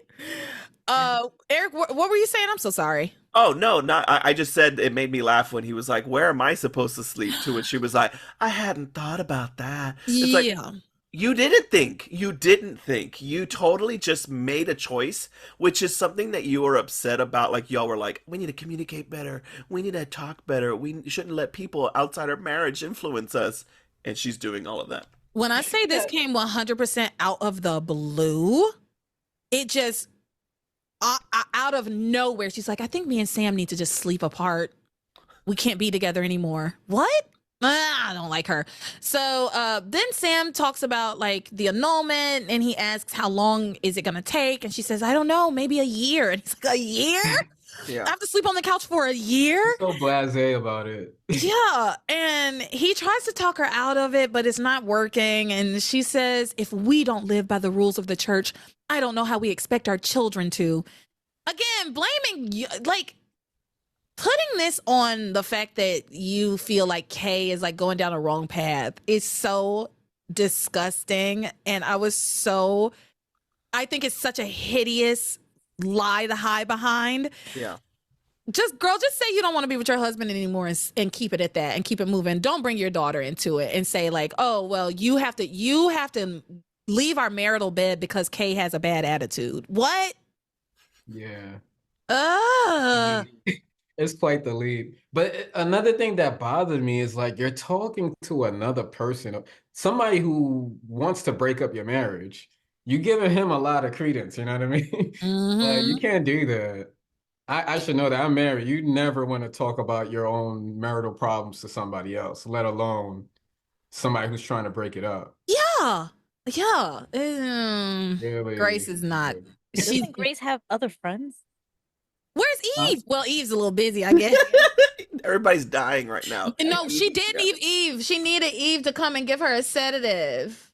Because she needed to calm You want a down. sedative or something to quiet your nerves? She needed to calm down. You're losing it and you need some drugs. Let me drug you up, babe. Had a headache earlier. She did have a headache. She needed some drugs. I was gonna say, the last episode that I heard from you all, it made me happy that Eve did give another sedative, because I was like, we haven't had a sedative in a while, and I was like, are we running out? And nope, she was back. She had him. She was ready to go. She's back, baby. Antonio gets a sedative. All right. So meanwhile, David, during all of this, he's watching all of this on his little surveillance video, watching Passions, as Eric has he just said. You are my passion for life. Exactly. And then he was watching. And he's into his stories. And so he calls Ivy and tells her, congratulations, Sam is no longer in Grace's bed. Ivy is thrilled and says she can move on now to phase 2 of her plan. Bitch, this is phase 17. What are you talking about? Like, phase 2 was like episode 100 when you drugged Grace. Like, that was phase 2. This is phase 25. Yeah, Rebecca, Ivy has as many plans as Pink in the Brain do, and she just wakes up the next day and is like, tried to take over Sam Bennett. Yep. It is cartoonish. It is cartoonish. Okay, so she's thrilled. She can move on to phase 27 of her plan. And she's like, Sam will be all mine. Next morning, Sam wakes up on the couch. He and Grace have the same old ridiculous conversation about Kay. Recap. Stuff we've already talked about. And then David calls Ivy again to tell her, you've gotten what you wanted. I'm done. I quit. I'm leaving, but it doesn't work. She laughs at him and threatens his son, and she insists that they meet up to talk, which we will talk about more later. Yeah. So now let's talk about what happens later in this day with Kay. Oh, so where am I? Oh, so Kay, Miguel comes over. This is where this starts, right? With Miguel and Kay being naked, right? Over. Okay, yeah. Miguel comes over to go take a shower because he's been at the hospital all night. Somehow he's been at the hospital, but doesn't know that Antonio's there. Just so weird to me. Yeah, isn't that so odd? Yeah. Also, there's no Bennett staying with Charity. It's him that spent the night with Charity. Well, that makes sense that he would be there by her bedside, To me, they're too young. Then who's with her now? Yeah. Jessica probably was there.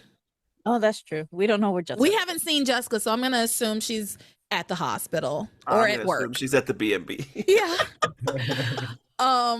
So he comes to take a shower. Kay hears that that's his plan, so she decides to go to the shower and get inside and get naked so that he'll see her. He of course walks in on her, apologizes, and she starts to be like, no, I wanted this, but that's when Grace walks in on them both, and Grace is appalled, of course, and she throws like a robe at Kay and tells her to get dressed, and I'm gonna talk to you downstairs. Miguel, she then tells Miguel that Antonio is alive and at the hospital, and that's when Miguel leaves. Yeah. He's like, oh my God, Antonio, I gotta go talk to my brother. He's gonna go take a shower at the other shower because Kay said that Jessica was in the other one. Oh so yeah, Jessica's not at the hospital. Jessica's not at the hospital. I forgot she did say that. So maybe Ross is over there. Yeah, Ross is there. Yeah. So, and the voices. The voices in her head are keeping her company. Voices are keeping her. The tree outside her window. Yeah. So anyway, this is when John and David come over to the house for breakfast or something. Kay has a pretty nasty attitude with them. It's hilarious to me, honestly. I thought it was funny. I didn't take down some of the stuff she said to them specifically, but I took down a lot of the stuff she says to Grace. Then Kay calls herself Grace's bastard at some point. So let's get into it. So Kay gets more and more worked up in her conversation with Grace. She's trying to get past Grace and get to breakfast and go eat something. She's trying to ignore Grace because Grace wants to give her a good talking to about Miguel, but Kay doesn't want to hear it at all. And eventually she gets into the stab that no mother ever wants to hear, which is like, you're a horrible mother, and goes on this long tirade, this long speech about her being a bad mother. Yeah. It's almost like part 2 of what just happened in the hospital. Yeah. Yeah. Oh, absolutely. She tells her the same. She basically gives her a lot of the same speeches, right? She says, you always make sure you put me first, unless, of course, Jessica, Charity, Noah, John, Ethan, or anyone else in Harmony is having a bad day. You always take care of my needs, unless somebody else is getting your attention first. You always make sure you take my side when it comes to people I love, unless, of course, other people love the same person that I do. Grace tries to interject, saying like, but Charity and Miguel are in love, but she says, I'm not finished yet, Mom.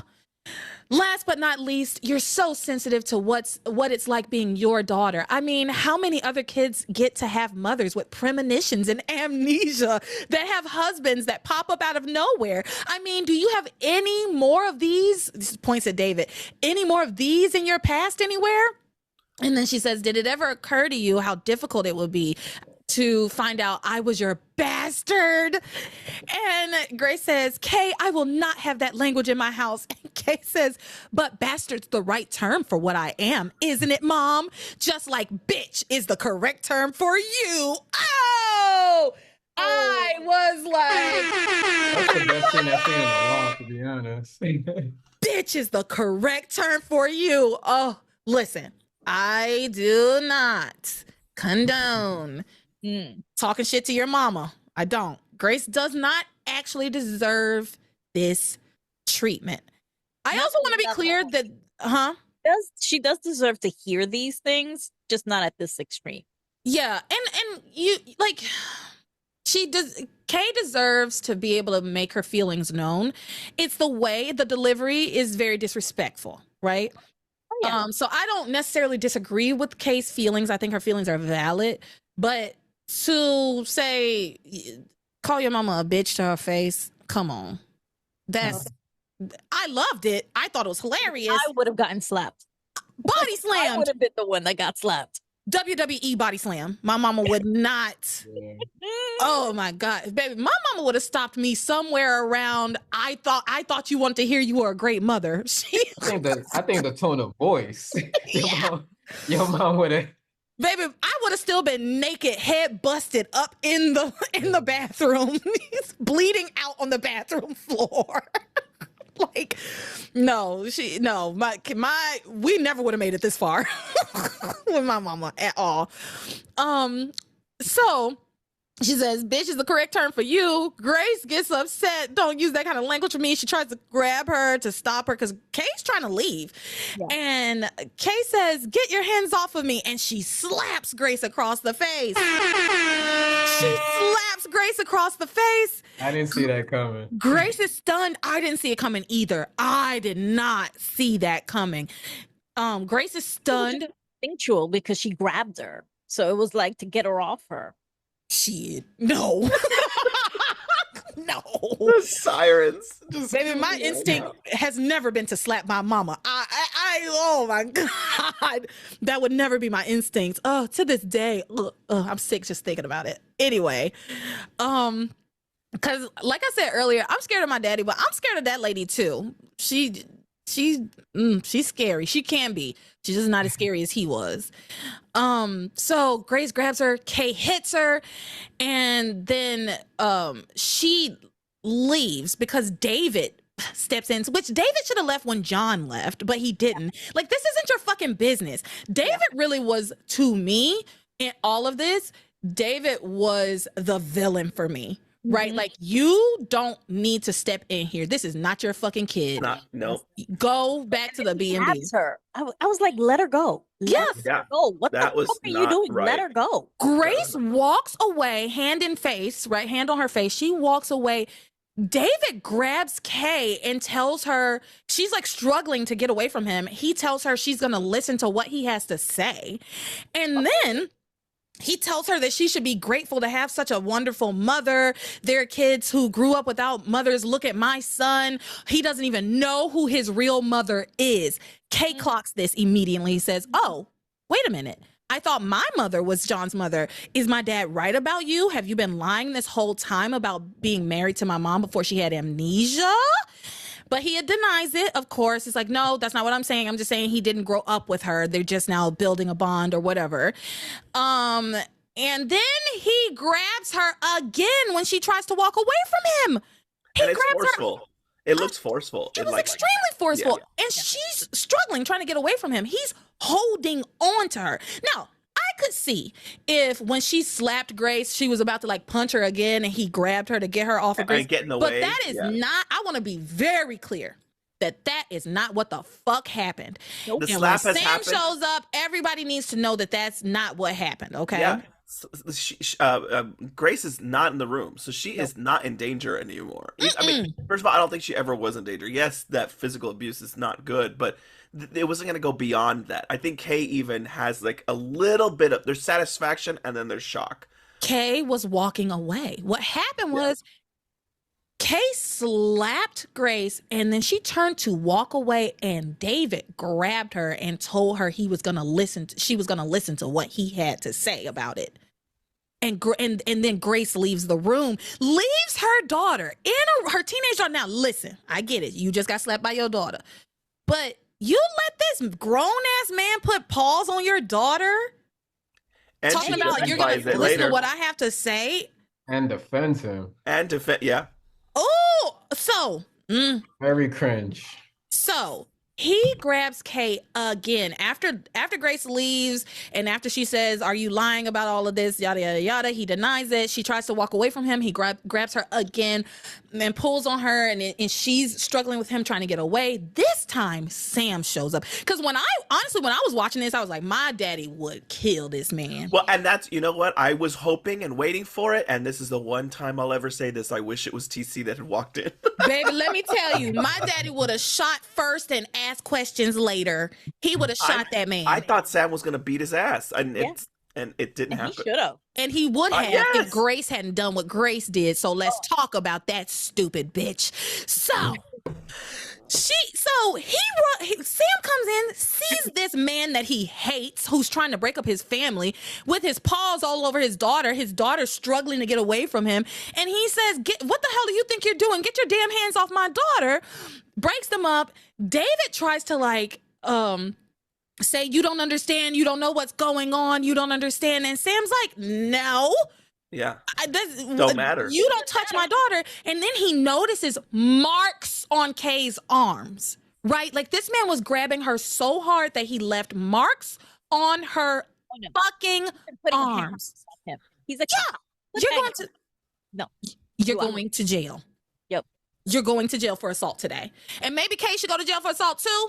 But you definitely going to jail for assault. And child abuse. This is a child. He is still a child. And so he sees the marks on Kay's arms. And Kay's like, yeah, daddy, he grabbed me and he wouldn't stop hurting me. And she's like, I knew dad would take my side. Like he doesn't think everything's my fault like mom does. In her head, she's thinking that's herself, right? And David says that he can explain, and Sam says, I don't want to hear it. Nobody puts their hands on my daughter and gets away with it. This is when Grace comes back in. And Grace is like, what's going on here? And she comes to David's defense. Sam's like, did you see have you seen the marks he left on Kay's arm? Look at Kay's arms. Grace says he was just trying to keep her from hitting me again. That's a lot. Oh, that's the wrong sound.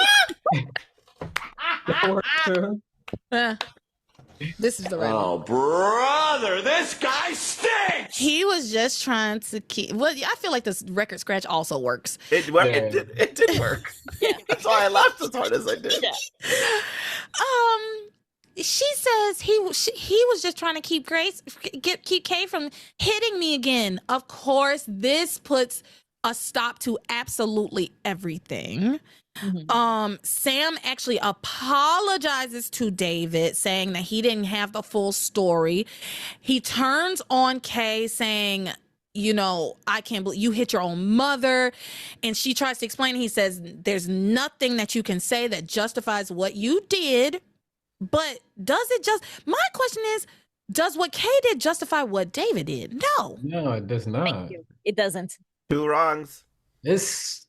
And he didn't hear the whole story. And Grace, what my thing with Sam in this moment too is that when you walked in, Grace wasn't in the fucking room. Yeah.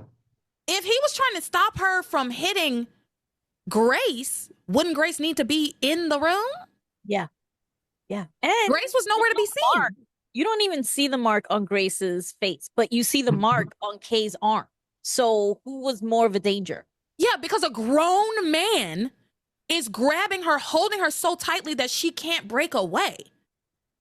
Oh my God. And Grace got slapped by a 17-year-old, which sucks, but it doesn't She got handled up by a pack the same grown-ass punch. man. Yeah, she got handled by a grown man. This really upset me, and I understood why Kay ran away after this.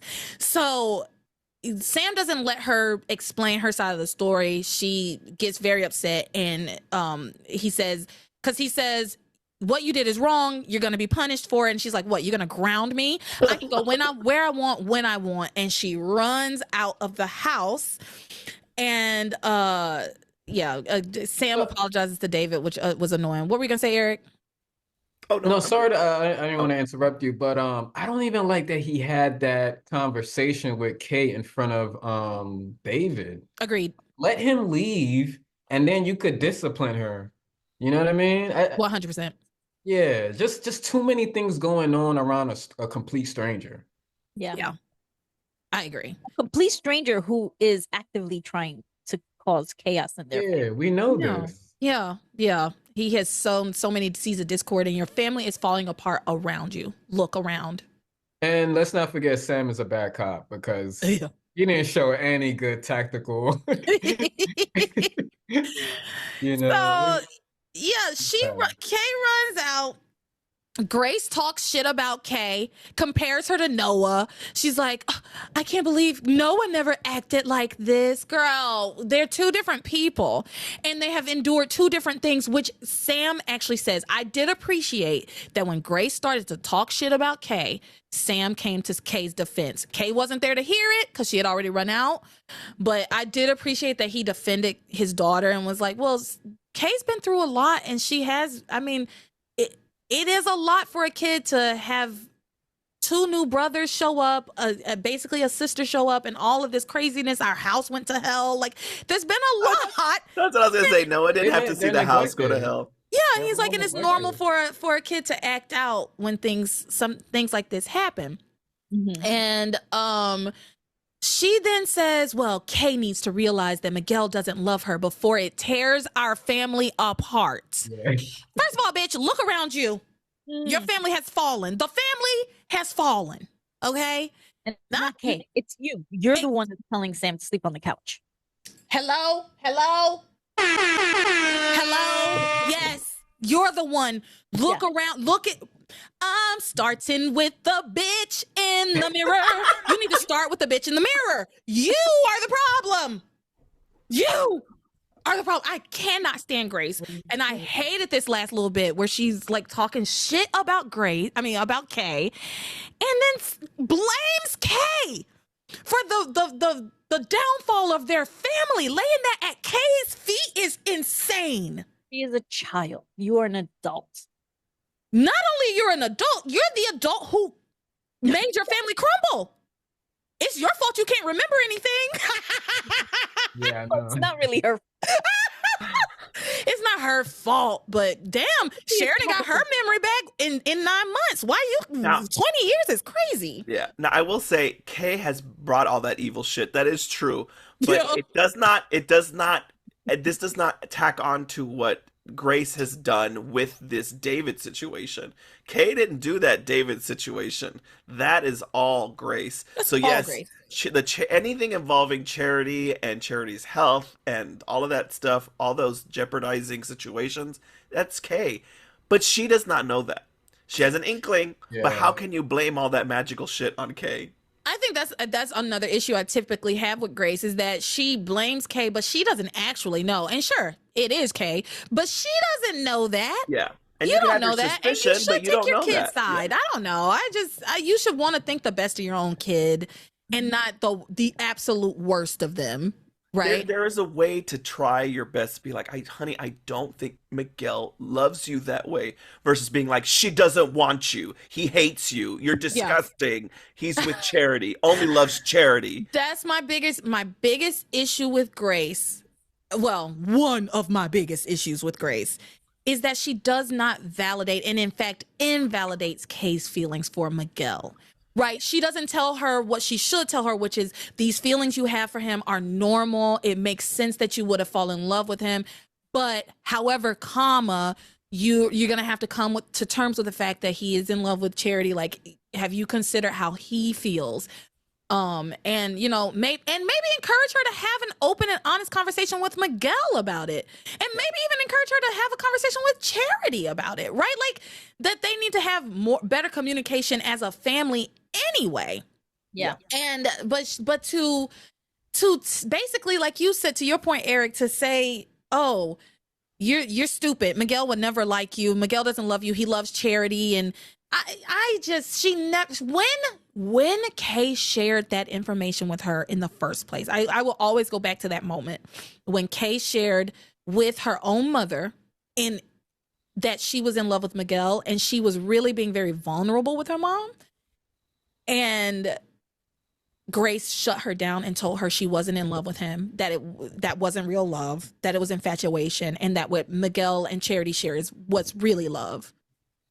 I'll always go back to that because it was so disgusting. And we can draw a direct through line to this fucking moment. From that moment to this one. That was the moment when Kay really started to feel like my mom doesn't give a shit about my feelings. She doesn't care about me. And because have you ever had a moment like that with anyone where you realize, oh, this person doesn't actually care about me? And you thought one way about them, and then they say something to you that makes you go, huh? You're a commodity. I've changed. My entire view of you has changed based on this one interaction. And that can happen. And I think that's why it's happened with Kay. Yeah. And yes, she did bring the evil to Harmony. Yes, she was trying to break up Miguel and Charity. But this fight that she's having with Grace was a long time coming, and it is valid. Her feelings in this are valid. They really are. So, and Grace needs to be careful about saying that Kay's the one that brought evil to Harmony, because it was Grace that put a curse on Ivy. Oh, yeah. You were casting spells. I forgot about that too. Good callback. I forgot about that too. She did put a curse and made the ground shake and everything. Yeah. So who's to say you didn't bring evil to Harmony? Dabbling in the dark arts, curses. Interesting. Let's finish this up. Kay, she's run out of the house, right? This is huge. This is huge. I love this. I love this so much. We're here. Kay runs out of the house. She runs to the park where she happens upon David and Ivy having a clandestine meeting about their plot to break up Sam and Grace. And she overhears Ivy saying, "Damn it, David, I hired you to break up Sam and Grace, and that is just what you're gonna do." So that's where we kind of leave it this week with that, but it's exciting. Things are moving. Yeah. Can I say this? Spoiler alert. 100%. Yeah. September 2nd. This episode is when that got revealed. That's September 2nd, 2002, right? I think this is August. August 20. August. I think 31st is September 2nd. Because I think that's the last. Well, basically, we don't get a resolution with this storyline until 5 years from now. I just recently watched this resolution. Yeah, but they go on and on for a while.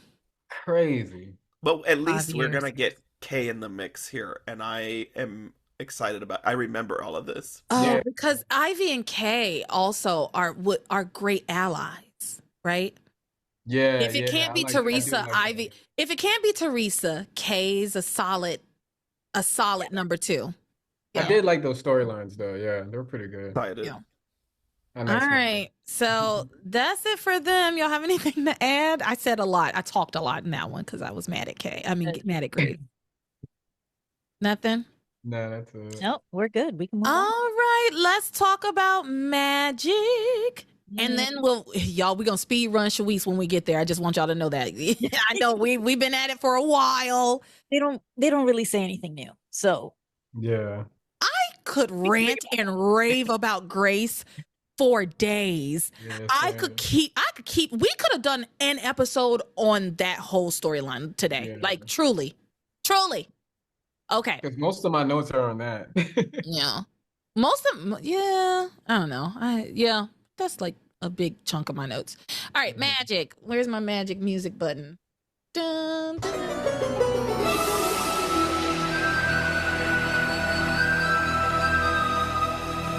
Julian shows up at Tabitha's door to offer his condolences. Tabitha has been thinking about how his ancestors burned her at the stake and figuring out how she can get her revenge on the Crane, specifically Julian, how she could kill him. Because Julian looks just like the ancestor also, just so if people don't know. Julian, Ben Masters plays that ancestor in her flashbacks. So it makes sense that seeing him, and what was his name? Do y'all remember what his name was? I have always heard it as Ephraim Crane, but they said Ephraim. I don't. They did a different pronunciation this time. Okay. I thought it was Ephraim. Okay. But I could be wrong. Ephraim. Yeah. Okay. So he shows up at her doorstep and she's like, "Oh, lucky me, I get to kill Julian tonight." She was just wondering how she was going to get to him, and he came, served himself up on a platter to her. In a different way. This in a minute. Dreams of choking him. Yeah. That zombie's like, what are you doing? She's like, oh. By the way, can you just clarify? Zombie Charity again is a ghost of what Zombie Charity was. She's a ghost. She has no powers really to talk to. It's annoying. No, it's annoying because at some point she was like, "I have things to do," and it's like, you're a ghost. I don't know how you're still running around. Yeah, she's just there to fill in that kind of Timmy role of somebody that Tabitha talks to, like you said. Yeah. Pointless. Entirely I like pointless. her. I like her. The actress doing that. I just don't find it effective. Yeah, it was. Without Timmy, she's no Timmy, right? So it's like, okay. So Tabitha invites Julian in, plots on how she's going to get her revenge on him. And then Julian tells her that he and Timmy got very close on their little journey together. And she's not expecting this. This is what she wasn't expecting this conversation to go this way. And he tells her how much Timmy talked about her and that he held her in such high regard that it made him rethink what he thought about her, and that maybe his father was wrong when he told him to stay away from her. She's a crazy witch, right? Yeah. And then he talks about, they have like conversation about fire. Did you write any of it down? I have it, but Maria did one better and has the sound clip. They want to start going, Julian. Well, I certainly set Rebecca's passion aflame. No, I meant the kind that uses wood. Did I? He says, "So did I." So, he's building a fire. What did you say, Marie? I'm sorry.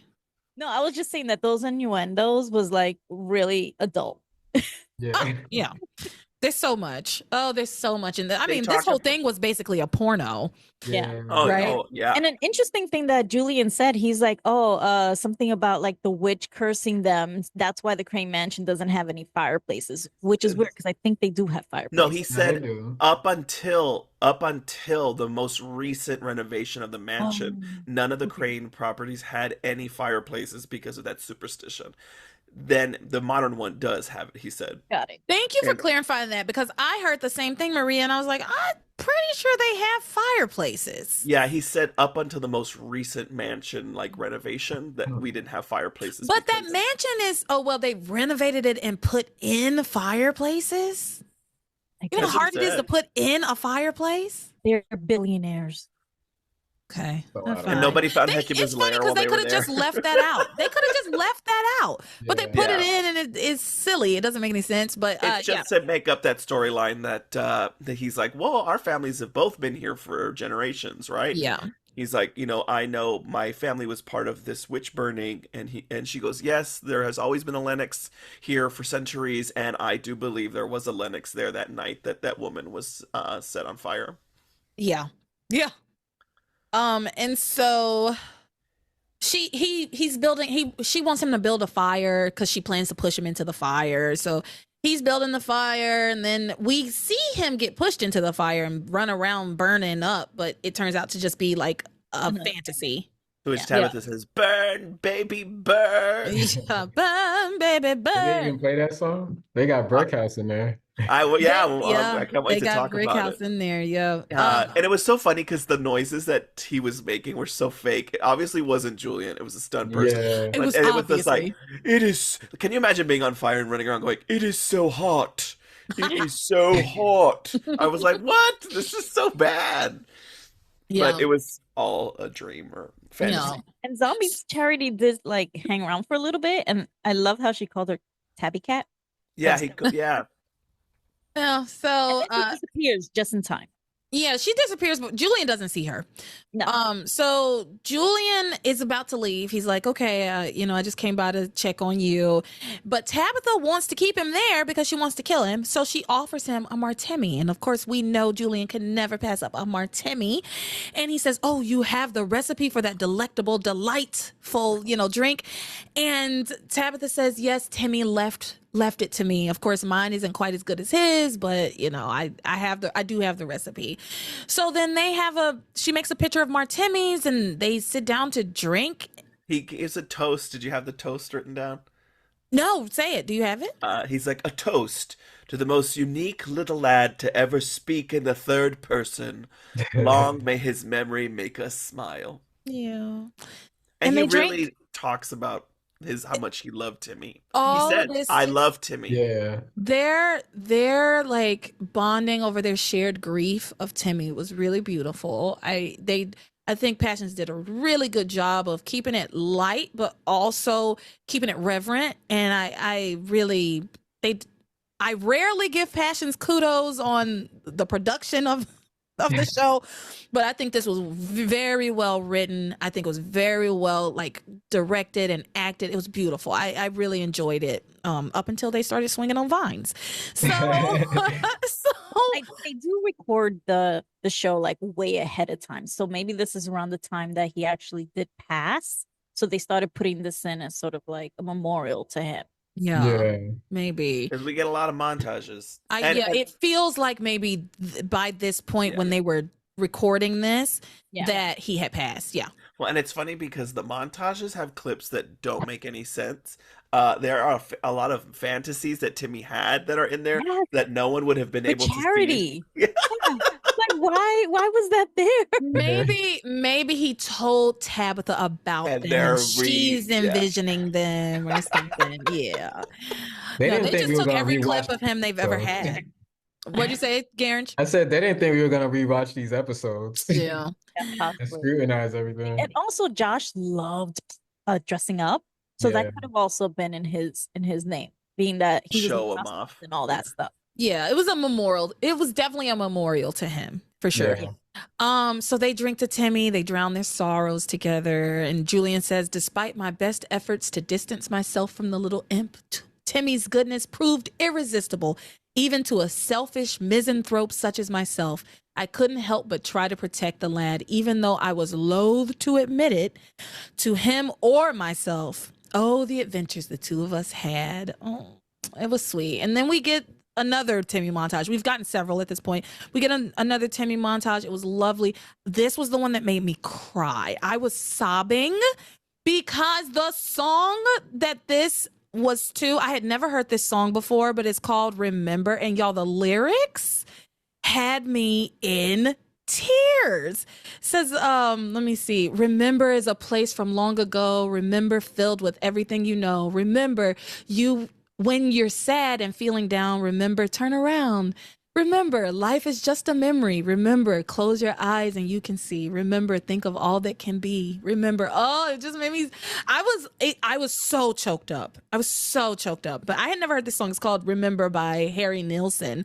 And then I added it to my sad songs playlist because sometimes you need a good cry, and it's always good to put a little song to cry to. So anyway, I thought it was a beautiful montage.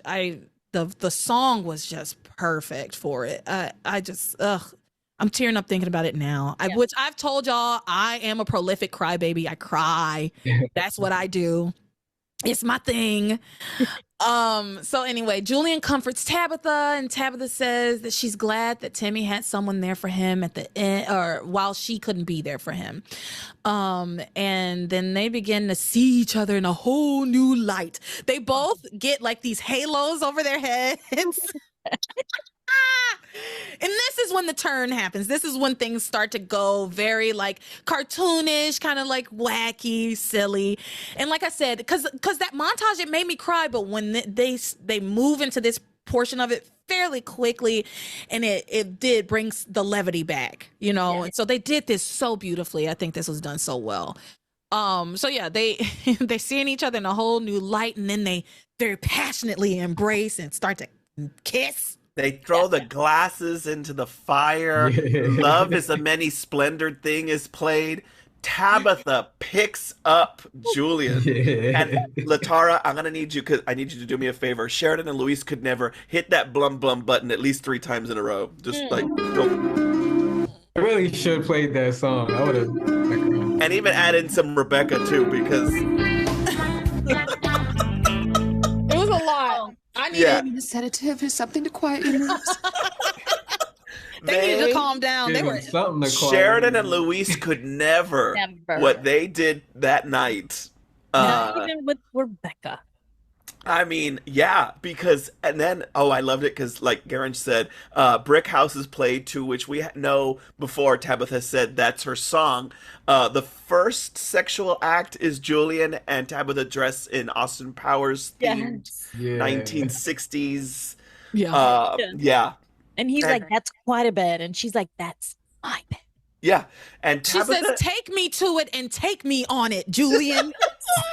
Tabitha's using her powers the way I'd be using my powers if I had them. Yeah. Just so we all know. Yeah, her bedroom is like huge. And the first like way she has it set up is very Austin Powers, like you said, and they're in their Austin Powers outfits. He's dressed as Austin Powers. And he's got like false teeth. And stuff. Yeah. Which makes sense. Austin Powers was huge at this point. Yes. So they then at some point they end up in like Flapper. It's like Some Like It Hot, if you've ever seen Some Like It Hot. And he's cross-dressed. He's dressed like the woman in like a flapper, and she's dressed like a boat captain. And they do like a demented tango around the room, and they're like dancing, and they're getting all swept up in the passion of it all. And Tabitha says, I must warn you, this game is, shall we say, a little bizarre. Julian responds, you just said the magic word. Bring it on, Tabby baby. Bizarre me all night long. I think Bring It On, Tabby baby, Bizarre Me All Night Long is probably Bizarre Me All Night Long sent me, y'all. I like rewound, slowed it down, because I told y'all I watch it 2 times speed a lot of the time. I slowed it down. I had to watch it again. It was so funny. It was so funny. Bizarre Me All Night Long. It deserves Rebecca again. Yeah. Well, yeah. So then she like magics them into kind of a jungle lovers fantasy. Tarzan, yeah. And Tabitha, I guess, is Jane, and she gets up on a vine and she's swinging, and she's like basically swing with me, Julian. Yeah, she's like hypnotizing him with her feminine wiles, and she goes, I'm coming for you. Yeah, and then she swings onto the bed on top of him, and then they get down to doing it. They finally get down to doing it. He calls it push push. Yes, they do. Yeah, I like when they say push push. She does the Tarzan yell and just body slams on. It is hysterical. The body just dead weight. That was actually Juliet Mills. Those are amazing legs. That was not Juliet Mills. There's no way that was Juliet Mills. That was a stunt double. Yeah. The way she flew across the room. So yeah, they get down to doing it. Doing it wild and a lot. Doing it a lot. Doing it wild. Yeah. Then Julian passes out, and I believe it was because this is where I was confused. Zombie comes back, Zombie Charity, and it seemed like she was the reason that Julian was passed out. So I played that again. Tabitha, so in all that ecstasy, Tabitha lost herself. It's a couple things. One, they make it look like Julian was too tuckered out, like maybe nothing had happened. No, he's tuckered out because they did it that much. So, and Tabitha was ready for like next round because they do bring that up again. Yeah. Now, she mentioned something like, "Did you do this? Did you do this?" And she's like, "What do you think?" But it was weird because they didn't clarify. I am very sure, and I'm going to be adamant on this, is that it's the Martinis and the grief. I don't think Zombie Charity did anything. Okay, thank you. But it was just weird that she responded with, "What do you think?" And they didn't clarify that she didn't do anything. Yeah, they made it seem like maybe she was the cause of Julian, like, because he was like knocked out. They were talking at length and he was not stirring at all. Or like we were going to find out that happened. Zombie Charity put something in the Martinis or something. Yeah, maybe. It happened so fast. Like, oh, you finally did it. But she thought that she had killed him.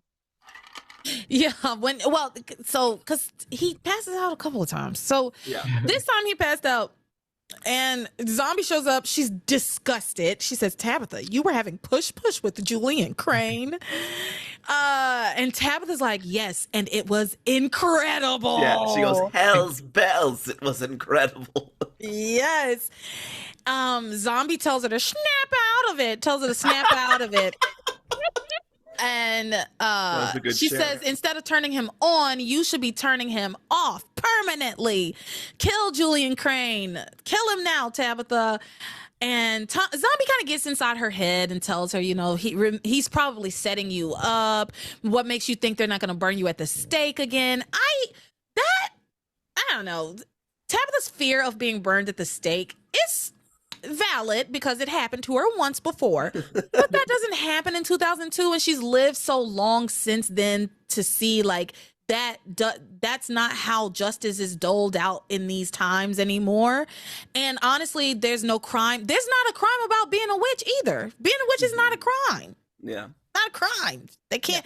And even if it was, Sam and Luis and soon to be Hank, I guess they would never figure it out. They'd never get her. So only Ross would give you a problem. Only Ross, and he has no powers. He has no real power, and nobody believes him. No one believes him anyway. Yeah. So anyway, she's worried about being burned at the stake again, and thinks Julian might be setting her up because Zombie is like getting in her head about that. So Tabitha kind of buys in, and she gets on top of Julian and starts to strangle him, but he thinks it's just kink play. Yeah, he's kind of happy about it at first. He's like, "What round is this? I forgot what round we're on." And he's like, "Oh." That was so funny. And I don't think it ever occurred to him that he was trying to kill her. I mean, that she was trying to kill him. No. He really thought she was just being real kinky. And then she looks up at the ceiling. Is her ceiling mirrored? Was that what that was? Nah, it was just like apparent, like a cloud of smoke or something like that. Okay, because it looked like, well, I don't know, it don't matter. Timmy starts writing her a message. Oh yes, got it. Yes, on it was on like cloud, what looks like maybe the ceiling. She's looking up, and he writes her a message, and he says, "Timmy, hello, princess. Timmy's glad Tabby stopped choking Julian." And then he says, "Please, princess, leave the good life for Timmy if Prince." What the fuck? Wait.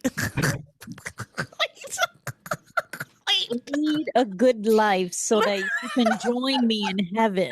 Lead the good life if you want to fuck. That note makes no sense. I was typing very fast. It was coming on the screen so fast. Also, Yes, I was watching it at 2x speed. Oh my god, that's funny. Hi, Princess Timmy. Hey, leave the good life. Hey. That would have been hard. That had me thinking, and I wonder what you guys think about this. What if they still kept the doll in play? And maybe, I don't know, use Timmy's voice or fake Timmy's voice. What do you think about that? That's what the whole message kind of, that's my first thought. I think originally they were. Going to keep him, but I think with the actor actually passing, I think they felt like it would have been in poor taste. Yeah, it probably would have. Again, I don't know if Wikipedia is right all of the time, but when I was looking at Josh Ryan Evans' like stuff about like his life, they said that the intention was for him to be stuck around as an angel for a little bit. Yeah. So I think they were gonna have Tabitha still be on the dark side and Timmy having to be on the good side. I think I would have taken it another direction and been like, let's make Timmy a brand new Timmy, with that Timmy still being an option to like have two Timmys running around basically. Yeah, and we've been talking for a long time, but I don't care at this point. So I'm gonna go on with my own conjecture here now. There are a number of ways they could have gone with the Timmy plot had Josh Ryan Evans not passed away, that I think would have been really cool. I think it would have been really cool if she did decide to make a new doll, but that doll, she was like, I'm not going to put a heart, like, there's no way this doll is going to have any kind of goodness in him. Like, I'm going to make a bad doll. But then she still had Timmy talking to her as an angel. So she has like her good and bad Timmys. I think that could have been very interesting. Yeah, they could have used Timmy as, her guardian angel for a while, where he's doing these kinds of things, stopping her and making her rethink certain things, and just him being basically her little conscience outside of being with her all the time. But then I think they also could have done, she makes another doll, Timmy decides to come back to Earth. Yes. He makes the choice, like in All Dogs Go to Heaven, Charlie, you can never come back. Aw. Did y'all ever watch All Dogs Go to Heaven? That's so sad. Oh yeah. It's all Burt Reynolds' friends. Yeah. Charlie, you can never come back, man. That movie's so sad. That movie's so terrifying. Yeah. It is. There's so much murder in it. I loved it when I was a kid, and then I showed it to my niece when she was little. Naya, I showed it to her when she was like, I don't know, 5 or 6. Traumatized her. And she really was just like, oh my God, this is so scary. And it didn't even occur to me until I was watching it with her. I was like, yeah, I guess this is kind of scary. It's so dark. A lot of those animated, like different. Fox and the Hound, Bambi. Oh, don't even start with Fox and the Hound. Fox and the Hound makes me sob. That's like a one and done. I'll never watch this again. It made me so sad. I have a vivid memory of me crying watching that movie. Yeah. And then you remember in Fern Gully, like the ooze or whatever in Fern Gully was so scary. Yeah. All right, back to this. But yeah. Back to these terrifying people. So, where was I? Timmy, he's writing a message. He tells Princess, lead a good life, not leave the good life. Lead a good life for Timmy. And he says, if Princess leads a good life, then she can come here to heaven and be with Timmy. And he says, Timmy loves his princess. XOXO SWAK, SWAK. What does that mean? Wait, no, I don't know. Was it sealed with a kiss? That must be what it is. Thank you. What I was like, I don't know what this is, and then I also did not look it up. That's how you would close letters. You would kiss it, and then you would put sealed with a kiss. SWAK. Oh, wow! I never heard that. That's new. See, the more you learn. This is an educational podcast. And what were we talking about for the last 30 minutes? Fucking. Yeah. Well, sex education. Education. Everybody needs it. Right. Some more than others. And role playing. And look, we're kink positive here on this podcast. Yeah, we're not shaming anybody. Yeah. You're dressed like Austin Powers. It's totally shagadelic, baby. If you like it, I love it. So Tabitha says to Timmy's, ghost, I guess, angel Timmy. She says to Timmy that she's not sure that she can lead a good life after being evil for so many centuries. And then Zombie Charity appears. She thinks that Julian is dead. And then Tabitha's like, well, I guess that's the end of that. I can't be good. I already killed this guy. But it's like, girl, you can start on the next one. It's okay. You've already killed so many. She's already killed so many people. Like, I think it's what's one more murder of a bad guy, right? Yeah. Like, you actually kind of did a good thing if you killed him. He's not a good guy. He's a villain. So, sister of someone who burned you at the stake. Wait, say that again? That he's the ancestor of someone who burned them at the stake. Mm-hmm. Yeah, get your revenge. You'll get him on the next one. You'll be all right. But Julian's not dead, because the next day Zombie Charity and Tabitha are contemplating what to do with Julian's body. But he wakes up and Zombie tries to convince her to kill him again, and she chokes him again. and he wakes up raving about their nightmare antics. Why did I write that? What does that mean? He was very satisfied. Yeah. I meant nighttime, not nightmare. Yeah, I was like, he liked it. Like, what does this mean? I mean, when doesn't he like it? I'm losing it, y'all. I'm fading. Okay, so she chokes him again, but he wakes up and he's excited. He's raving about, he thinks that she's trying to get him to do it again. Yes, that's what's going on. I mean, her hair looked fabulous, I have to say. Tabitha looked good that morning.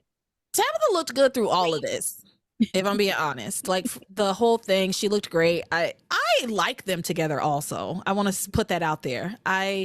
These two actors, roughly the same age, I like seeing them together. Yeah. Yeah. They're so good together. Yeah. So anyway, Tabitha still wants to kill him, but she sends him on his way. And then he accidentally opens the door to the basement and she closes it and she's like, oh, don't worry about that. He's like, what the hell was that? And exotic plants. Yeah, she's like, oh, I have exotic plants. They need really hot lights and really a lot of steam or some shit.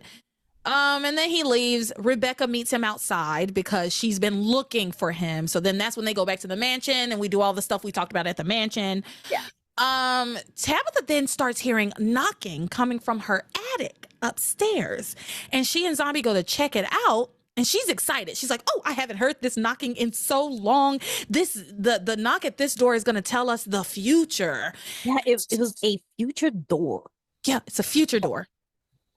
Okay. All right. Fine. Cool. Never heard of it. Didn't know you had this, but there's a lot in her house that we don't know about, right? Yeah. So they go up to the attic. She opens this little short door inside of her attic. It's not a full-size door. It's like a quarter door or something. She opens it and all of these little dancing babies walk out.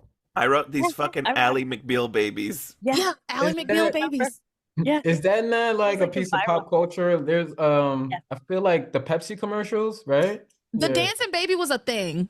It was a thing at that time. It was a thing. There was a Super Bowl commercial. There was Yeah. screensavers with the babies. Yeah. Yeah. And It so went these viral. 3 come out at first, and then a 4th one comes out, and that makes Tabitha confused because Tabitha sees the first 3, and she's like, "I know exactly whose babies these are gonna be." So basically, we're the future is that there's gonna be 3 babies in coming to Harmony, right? 3 But then a 4th one comes out doing like John Travolta Saturday Night Fever like dance moves and doing like Tracks. doing like poses and alive. stuff. Yeah. And she's like, "Whose baby is this?" She doesn't know, and she asks Zombie if she knows, but that's kind of where we leave it. But obviously, we all know whose baby that is. Yeah. Yeah. Zombie Charity says it looks just like the mother. So, but I was just gonna say, as we wrapped all of this up, just an acting note for Rebecca. She gets there and she's like, "Why were you here at Tabitha's house?" And he's like, "Oh, I was talking about his, nephew." She's like, "Why does your hair look like that?" He's like, "Oh, I don't know." He just kind of plays it off and walks away. She has no lines, but Rebecca does a really good job of being like, did they? Oh, she just walks away. So I just thought that was really cool. Tabitha tells Zombie Charity that Julian lived up to his reputation and that he was very experimental, to which Zombie Charity says, "Save it for the Larry Winger show." Yeah. Let I me like tell that. y'all, Tabitha, listen, you can't trust Rebecca's feelings about Julian's virality because she wants him for her own other reasons. But I trust Tabitha. Like, Tabitha is a seasoned sexual diva, right? Been with And the worst she's- of them. Yeah, she's been with the worst and the best of them, right? So she knows good sex. I trust Tabitha's opinion on this. And now I'm looking at Julian like, maybe. I don't know. Maybe once, maybe. I don't know. So anyway, Ivy was even impressed. well, Ivy wasn't trying. I mean, she did have like 4 kids with him? 3? Yeah, she did what she had to do, but she did. She wasn't into. She wasn't as open, right, as his other partners. So Ivy seem was to be holding right back. Yeah, Ivy's holding back. She loves somebody else, so that's in her head, and she's just like, "I'm just doing this because it's what I got to do." But I don't really like him, so I'm not gonna indulge. And also, I think she probably enjoyed it the first time before she found out that she was being used. Oh no, wait, she didn't find out she was being used until Her after the wedding, but before they had slept together. So never mind. She just was never into it. Yeah. But I think Julian probably is a very good lay. It seems like it. Yeah. Tabitha seems like she's probably the better lay. Listen, I want. I'll be knocking on that door. I'm telling y'all, I want in on this. That might sound crazy. Yeah. It might sound crazy, but I would have been their third. Would have gotten me. Give me a It martini. looks like I'm fun. ready. It looks like someone fun to who me. likes the cosplay, that would do it. Yes. Yes. So anyway, let's move on to Sheridan and Luis. Oh, I'm so sorry. What were you gonna say? About the babies. All of the babies, according to Tabitha, are going to sow chaos. Oh, okay. Thank you. That's what she said. I was so tired by the time I got to that point. I forgot to put Timmy up. I had a bunch of work meetings this week, so I have to take him down because it would be weird to have him sitting here. Sorry, Tim. I forgot to put you up. Oh. Okay, so he's back. Anyway, so Shuis, we're gonna speed run this because we've been at this for hours. I'm not complaining. It's been fun. I'm just saying we're gonna get through this for everybody, for the listeners out there. We say that it's gonna be quick and watch it be another 3 hours. It certainly won't be that, but it might be another 45 minutes. I'm gonna try not to do that. Pilar is pressuring Luis to keep quiet about his relationship with Sheridan. Of course, yada yada yada. Luis is forced to watch Antonio and Sheridan's little charade at the hospital, where Antonio's in the bed and he calls to Sheridan to like kiss her or something. She doesn't kiss him though, notably. And then Antonio says to Luis, can you please take Sheridan back to the cottage so no other guys can hit on her? Ha ha ha. I just don't want any other guys hitting on Sheridan. So brother, who I trust, you take her home. Well, he does take her home. He doesn't hit on her, but he does lay it down. Do you hear me? He doesn't hit on her. He only kisses her and puts his dick inside of her. So push. What does that say about even Antonio's trust in Sheridan? Like, okay, so a guy hits on her. Shouldn't she be in love with you? Yeah, it's stupid. It's misogyny. It's like, oh, I don't want any guys hitting on my girlfriend. It's like, she can handle herself, but whatever. He sends her with Luis, and Luis is more than happy to take her home and bed her. Yeah. They never even made it to the bed. They're on that couch. Yeah. So, well, actually, they do make it to the bed at one point, don't they? Well, he sees them through the window. Yeah, on the couch. Oh, I thought they were in bed. Okay, I missed. Okay. I laughed because they were like, I don't think there's any way to tell him. And, but I don't mind, they're going to wait and all this stuff. And then at some point they basically say, well, we promised we wouldn't tell him. But Luis is like, we never promised we wouldn't fuck. That's exactly what he says, actually. That's like exactly. He's like, we promised we wouldn't tell him the truth about us, and I told him I would take you home, but I didn't tell him I wouldn't have sex with you. So let's do it. And they do. So Antonio's at the hospital with his mysterious illness, and he's like, you know what? This is ridiculous. I'm going to just leave the hospital, even though everybody's so worried about me and my condition. So he just decides to leave. He's like, I'm going to go spend the night with the woman I love. So he goes to Sheridan's cottage, and we see him through the window looking at them. I'm like, okay, he's watching them have sex. And then he knocks on the door. Sheridan answers it. He says, I can't believe it. And she's stunned. And he says, I can't see anything. I'm blind. Oh, brother, this guy stinks! I crashed out saying that. I died of laughter because I was like, does he see them? I'm like, what's gonna happen where we don't see anything? Nothing happened. He was at the wrong house. He's not even there. It's a dream. He's clearly looking at them. He was clearly watching them. Yeah. And so I'm like, what are they gonna do?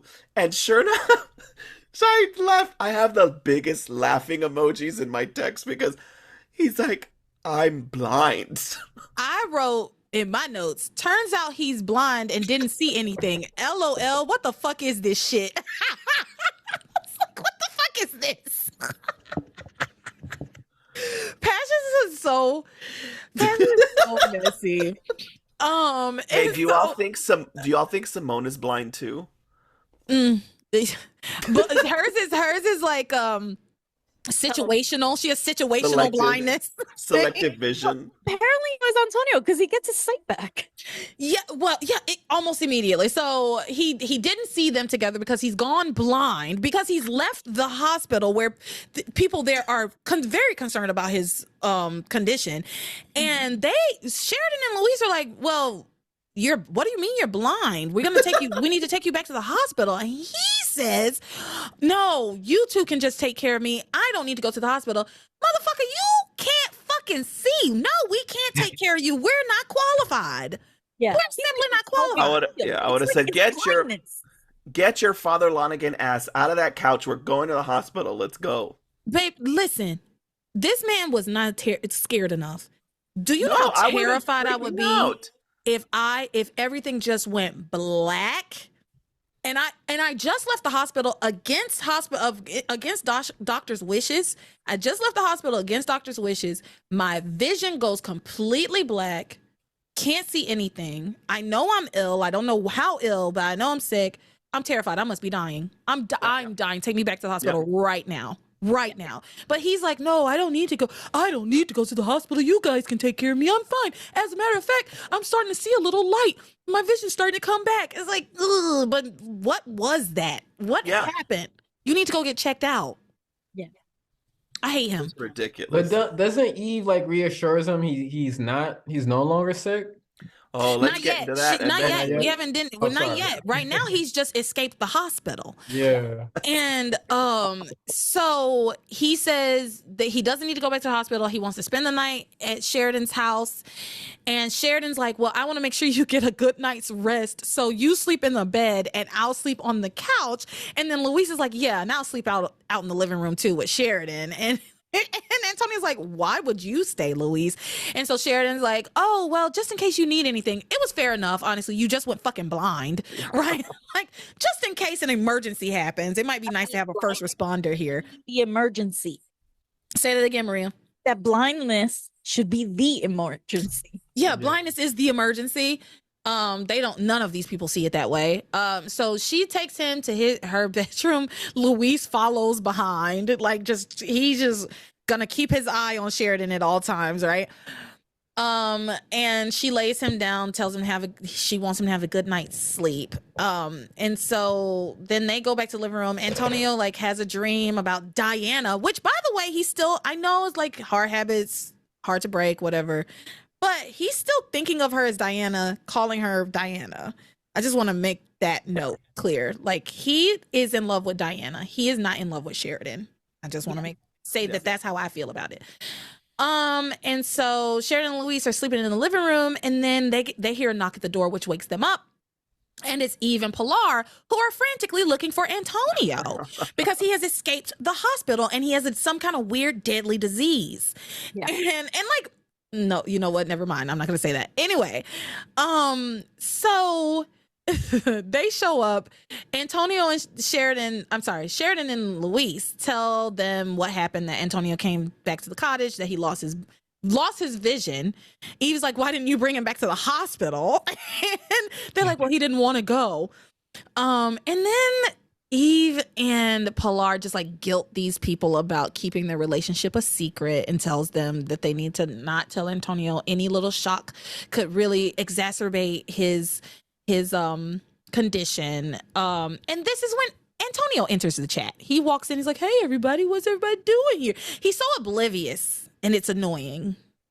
He's annoying. He's annoying. And his lines are annoying. And him talking about his fiance is annoying. It's all annoying. Yeah, I hate him.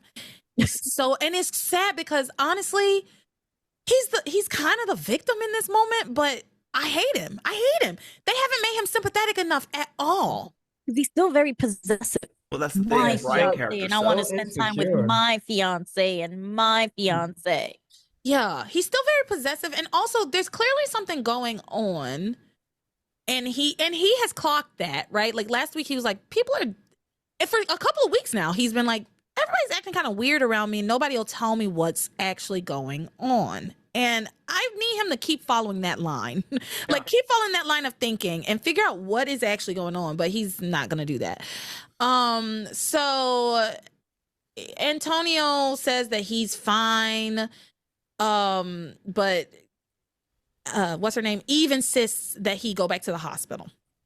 And so they all go back to the hospital, and Eve gets some test results for Antonio, goes back into his room where Luis, Sheridan, and Pilar all are. She goes in and tells him he's fine. She goes in and says, "Oh, you're fine. Everything, nothing to worry about." Any fucking sense? This made no sense. Yeah. And then this is when Luis decides. Luis is like, "Great, you're fine. Now I got to tell you something, and it's very important." So he's like, "Now's the time to tell Antonio the truth." Move. Let's go. Exactly, and I really agreed with this.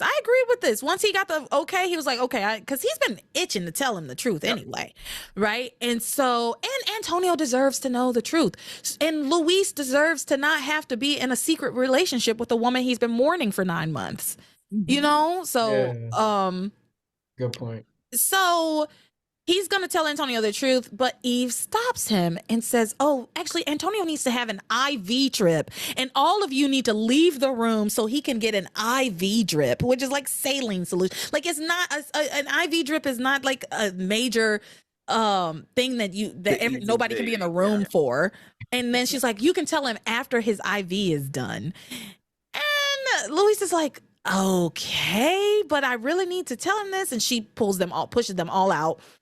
And then Luis is like, "What gives, Eve? I need to tell Antonio the truth." She gets paged and is like, "Oh, I'm sorry, I have to go." She just leaves without telling them anything. It pissed me off. Yeah, it's annoying. It pissed me off so bad. So she leaves for a little while, and then she comes back and she tells them, "Maybe we should talk in my office." And so she directs them all to her office, and then she tells them, "Well, I didn't tell Antonio the truth because I thought if I told him the truth, it would be injurious to his condition." Then she says, "Antonio is dying. He's dying as we speak." Dun, dun, dun. How can we click in that? In this malpractice, like, it's definitely a HIPAA violation. There we go. Like, he needs to know this stuff. The patient, not the friends and family of the patient. It's his this is a huge privacy violation. Not that Eve cares about privacy violations. We've seen that. Like, Eve will keep like she did with Orville. She kept him sedated. Like, she doesn't have any ethics. This woman doesn't have any ethics. Yeah. So HIPAA does not apply. That oath that she took, she only said like 3 words of the Hippocratic oath. She didn't take it all. She was like, "I'm gonna do this part and this part, but the rest of the do no harm shit, leave that I'll leave that to the other doctors." But because she does so much harm. She puts the harm in harmony. She puts the harm in harmony. Where's my badum? Nope, that's the wrong one. That's not what I meant. I meant that one. The soundboard has been so much fun today. She puts the harm in harmony. I love that. So, God, that's so good. I'm gonna keep that one. Then that's going in the. Ooh, that's going in the bank. So yeah, she tells them Antonio's dying. He's dying as we speak. And then she just gives some really sketchy details about his condition. She has no answers for anybody whatsoever, just that he's dying. Pilar asks that he's getting like swelling in the brain, so that could cause blindness. And yes, that's close to giving an explanation of what's going on. I was impressed that they did that.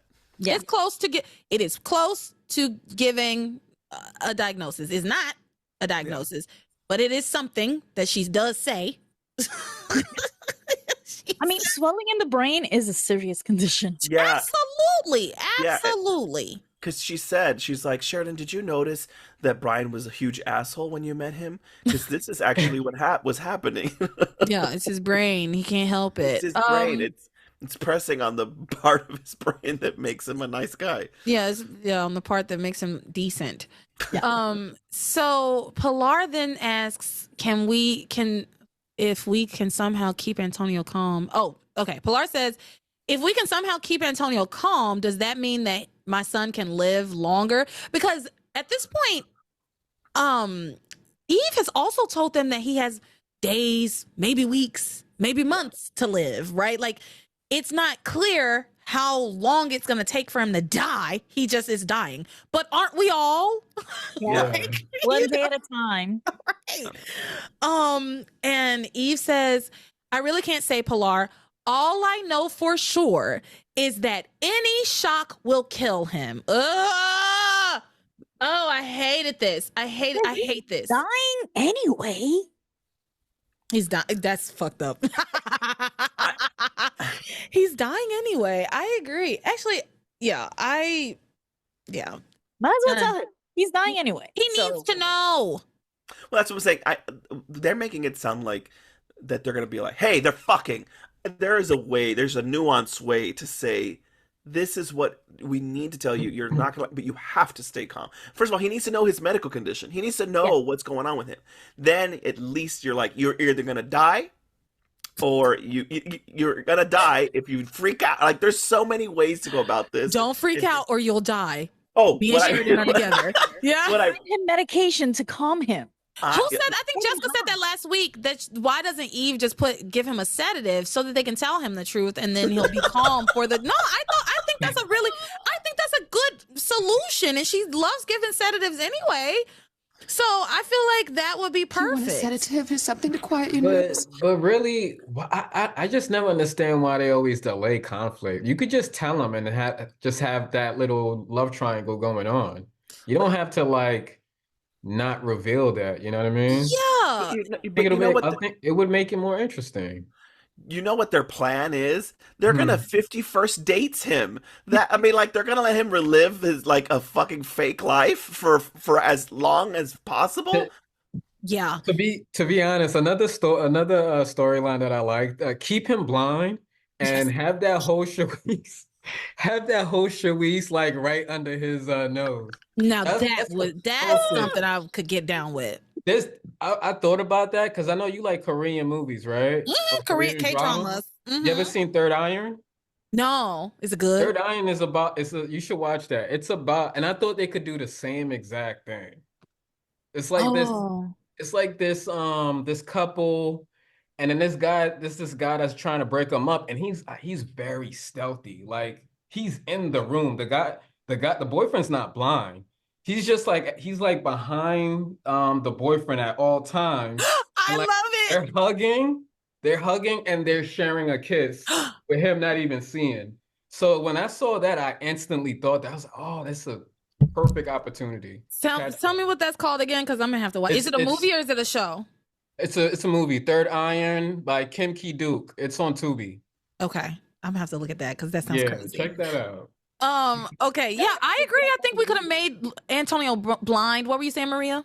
I was telling Eric to take note for the reboot. Oh. Yeah. Yeah. Well, we should kill him off by then. Oh, Just kill him off. He's dying anyway. Like you said, Maria, he's dying anyway. He lives for so long. It's 2002. He's still alive at the end of the show? Yeah. Oh, I hate this. Yeah. Okay.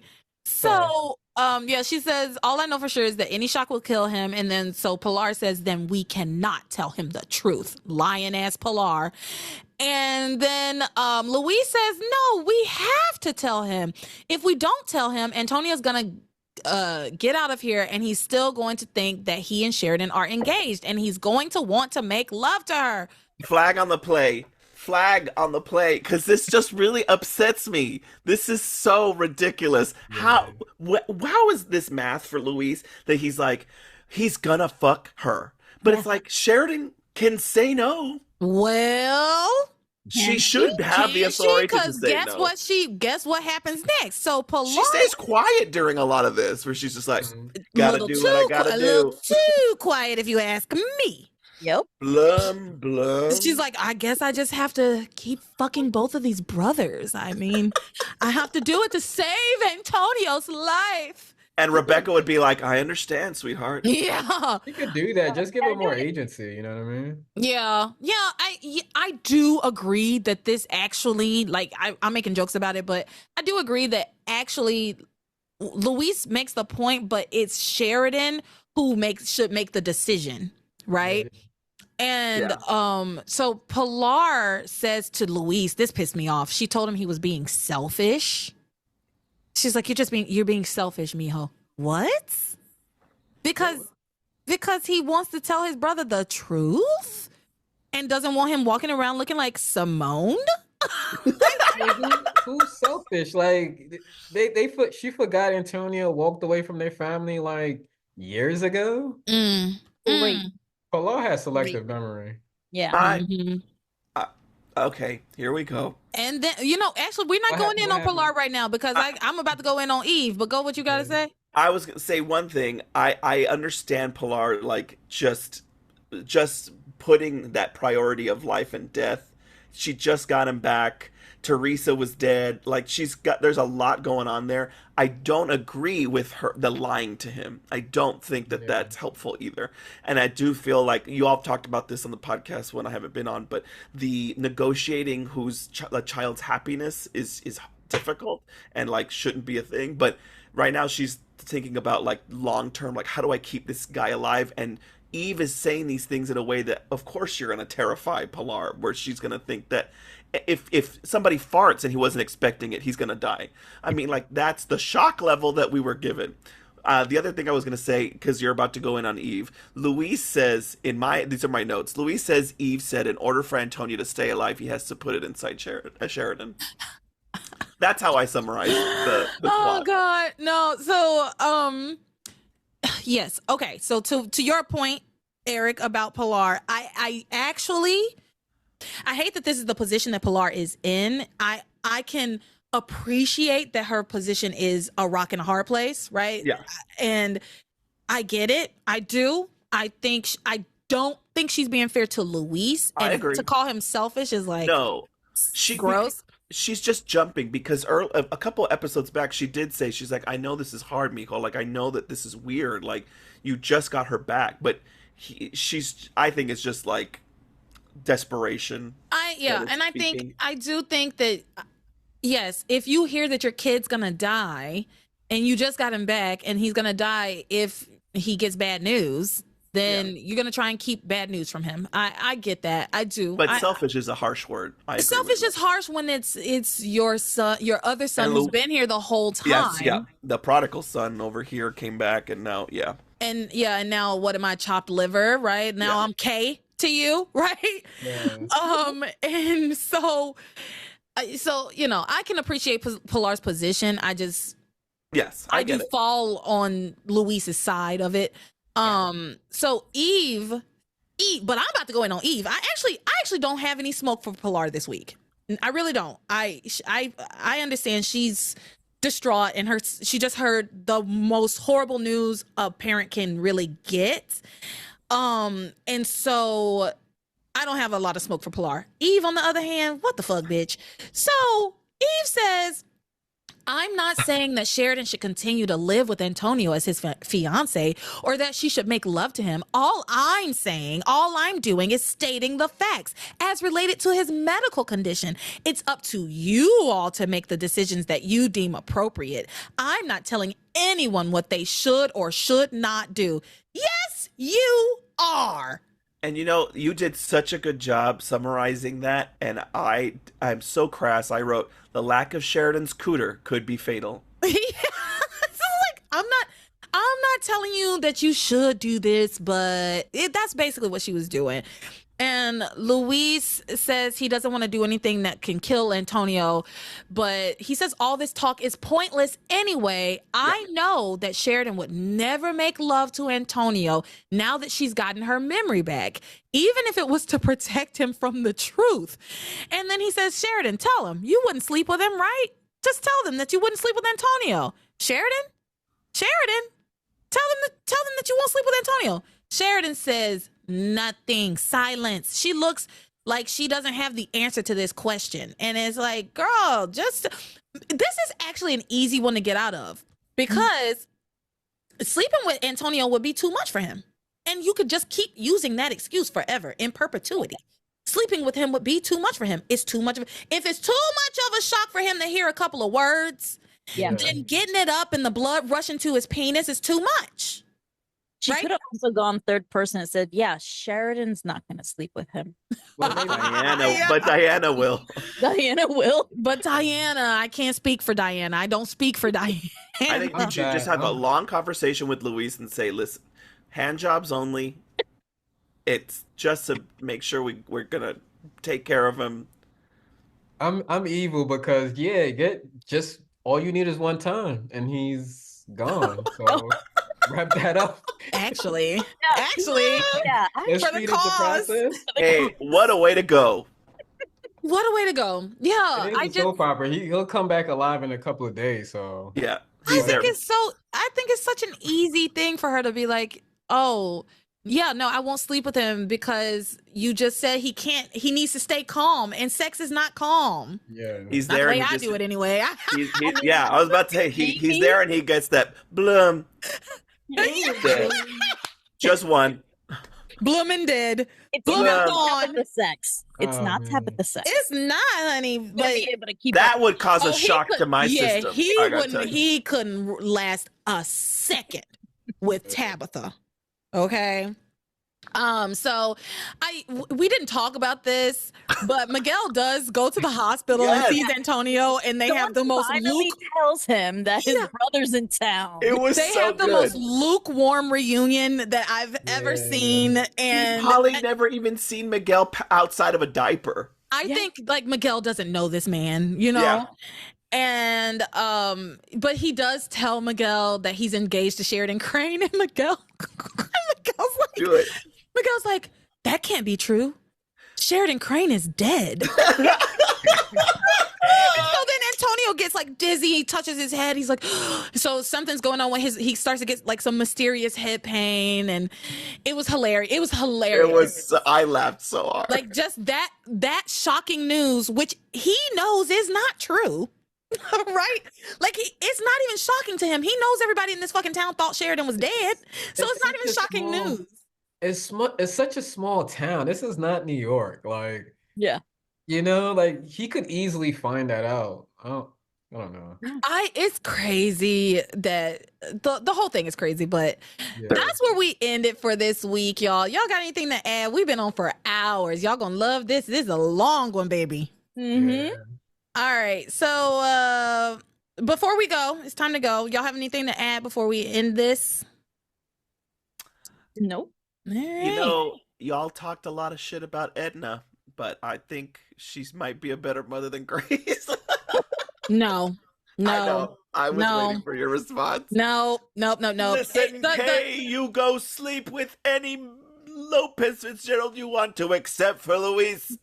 The motherly ranking in this show, Edna is definitely the bottom. Edna is the worst possible mother. Who else is worse than Edna? That backstory has pissed her off. She's the worst. She doesn't even like. She doesn't even. She not only she not like her kid, she like is abusive. And so Edna.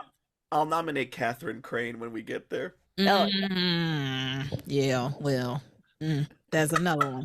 Mm-hmm. That's for another time in another year. That's for another year. So anyway, where can the people find you? Let's start over here with Maria. You can find me on the Discord, or if you want to email me, you can email me at gwenfan329@aol.com. All right. Garentch, where can the people find you? I'm on Twitter, Papa Garentch. You can find me on there. But I solely use it for research purposes. So okay. I can put your handle on there. I cannot. It depends if you can if you want. Sure. All right. Eric, where can the folks find you? I am Mr. Eric Vetta on everything. All right. And that'll be in the description. And you can find me on Patreon, on the Discord. Yeah. And with that, you are my passion for life.